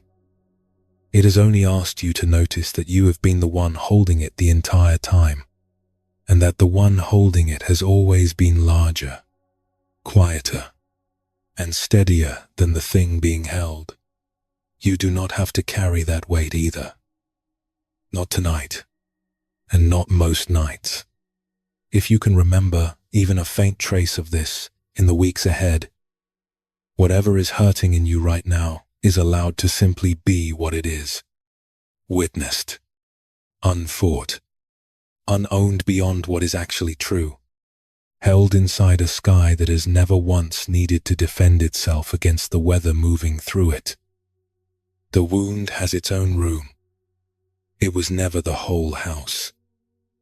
And the house, whatever shape it takes in you, has been standing this entire time. Let us pause here one final time, longer than any of the pauses before it. There is nothing left to ask of you. Take a breath, and let it be the last, deliberate breath of tonight. The kind that asks for nothing afterward, except whatever rest wants to follow it naturally. If you drift off now, in the middle of this sentence, or the next one, that is exactly right. You do not need to stay awake to receive any of this. Whatever you have heard tonight, however much of it you remember by morning, let it settle into you slowly, the way water settles after it has finally been allowed to stop moving. You do not need to hold on to the rice farmer's name, or the king's mountain, or the boy's storm-soaked branches. None of those details matter half as much as the simple, wordless recognition underneath all three of them, the one that does not require remembering anything at all in order to keep working quietly in you while you sleep. If you drift off before this sentence finishes, that is perfect. If your mind has already wandered somewhere else entirely, somewhere closer to dreaming than to listening, that is exactly where it should be right now. There is nothing further required of you tonight. No posture to hold, no insight to capture, no understanding. You need to confirm before you are allowed to finally let go.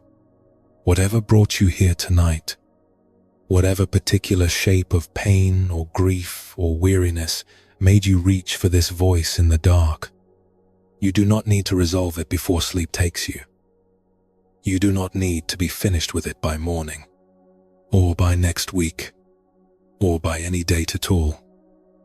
It is allowed to still be there, quietly, in the background, while you rest completely anyway.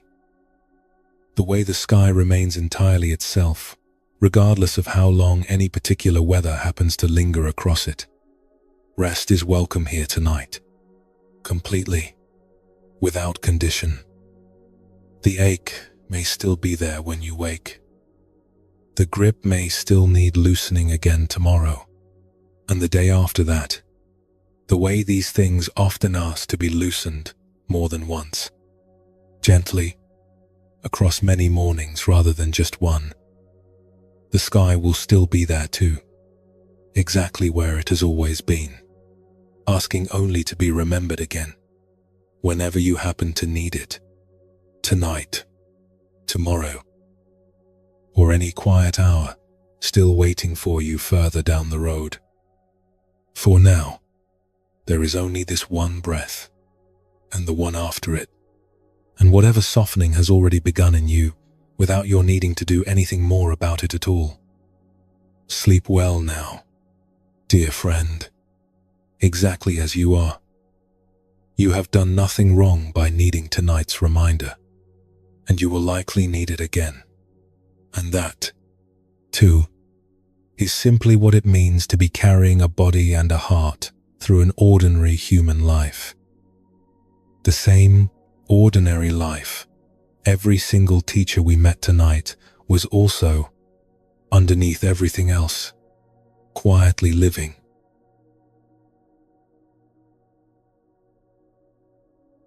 Tonight, we sat with one question for a long while.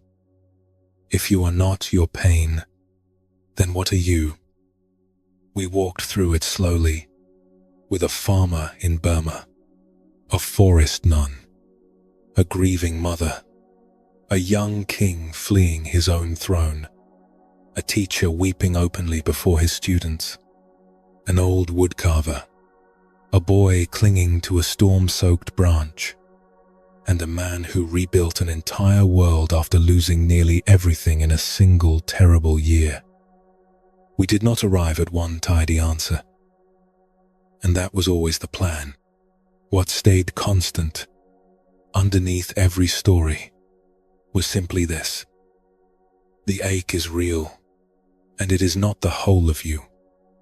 The grip is real, and it can be held differently, in its own time. The storm is real, and you are the sky it moves through, unshaken beneath it the entire time. Whether you have ever noticed this before tonight or not, pain is real. It is not proof of who you are. You may carry that single sentence forward into tomorrow. Nothing more elaborate than that. The way a farmer once carried 2 quiet words across 30 years of an aching back. You do not need to remember a single name from tonight. Not the farmer, not the king, not the boy in the branches, not any of the others. None of that matters nearly as much as whatever has already settled into you without your noticing, working quietly, somewhere beneath conscious memory while you sleep. The way the most important things so often work. I still find myself reaching for that old phrase, painful, painful, more often than I would like to admit. Usually at my desk, usually past midnight, usually unconvinced it is doing anything at all until, some nights, quietly, it does. Tomorrow, you may notice the ache returning in its usual place, and you may notice, alongside it, the faintest extra space around it that was not quite there before tonight. You may notice yourself catching the word mine a little sooner than usual. Let that be enough for one day. If something tonight was useful to you, a like or a subscribe helps this particular voice find its way to someone else lying awake somewhere tonight, looking for exactly this. Wherever you are right now, whatever you are carrying, may you rest completely tonight, held by something larger and steadier than the weight itself. May the sky remain unshaken beneath whatever storm happens to be passing through you. May you simply rest, sleep well, and thank you for joining us here at Sleepful Buddha.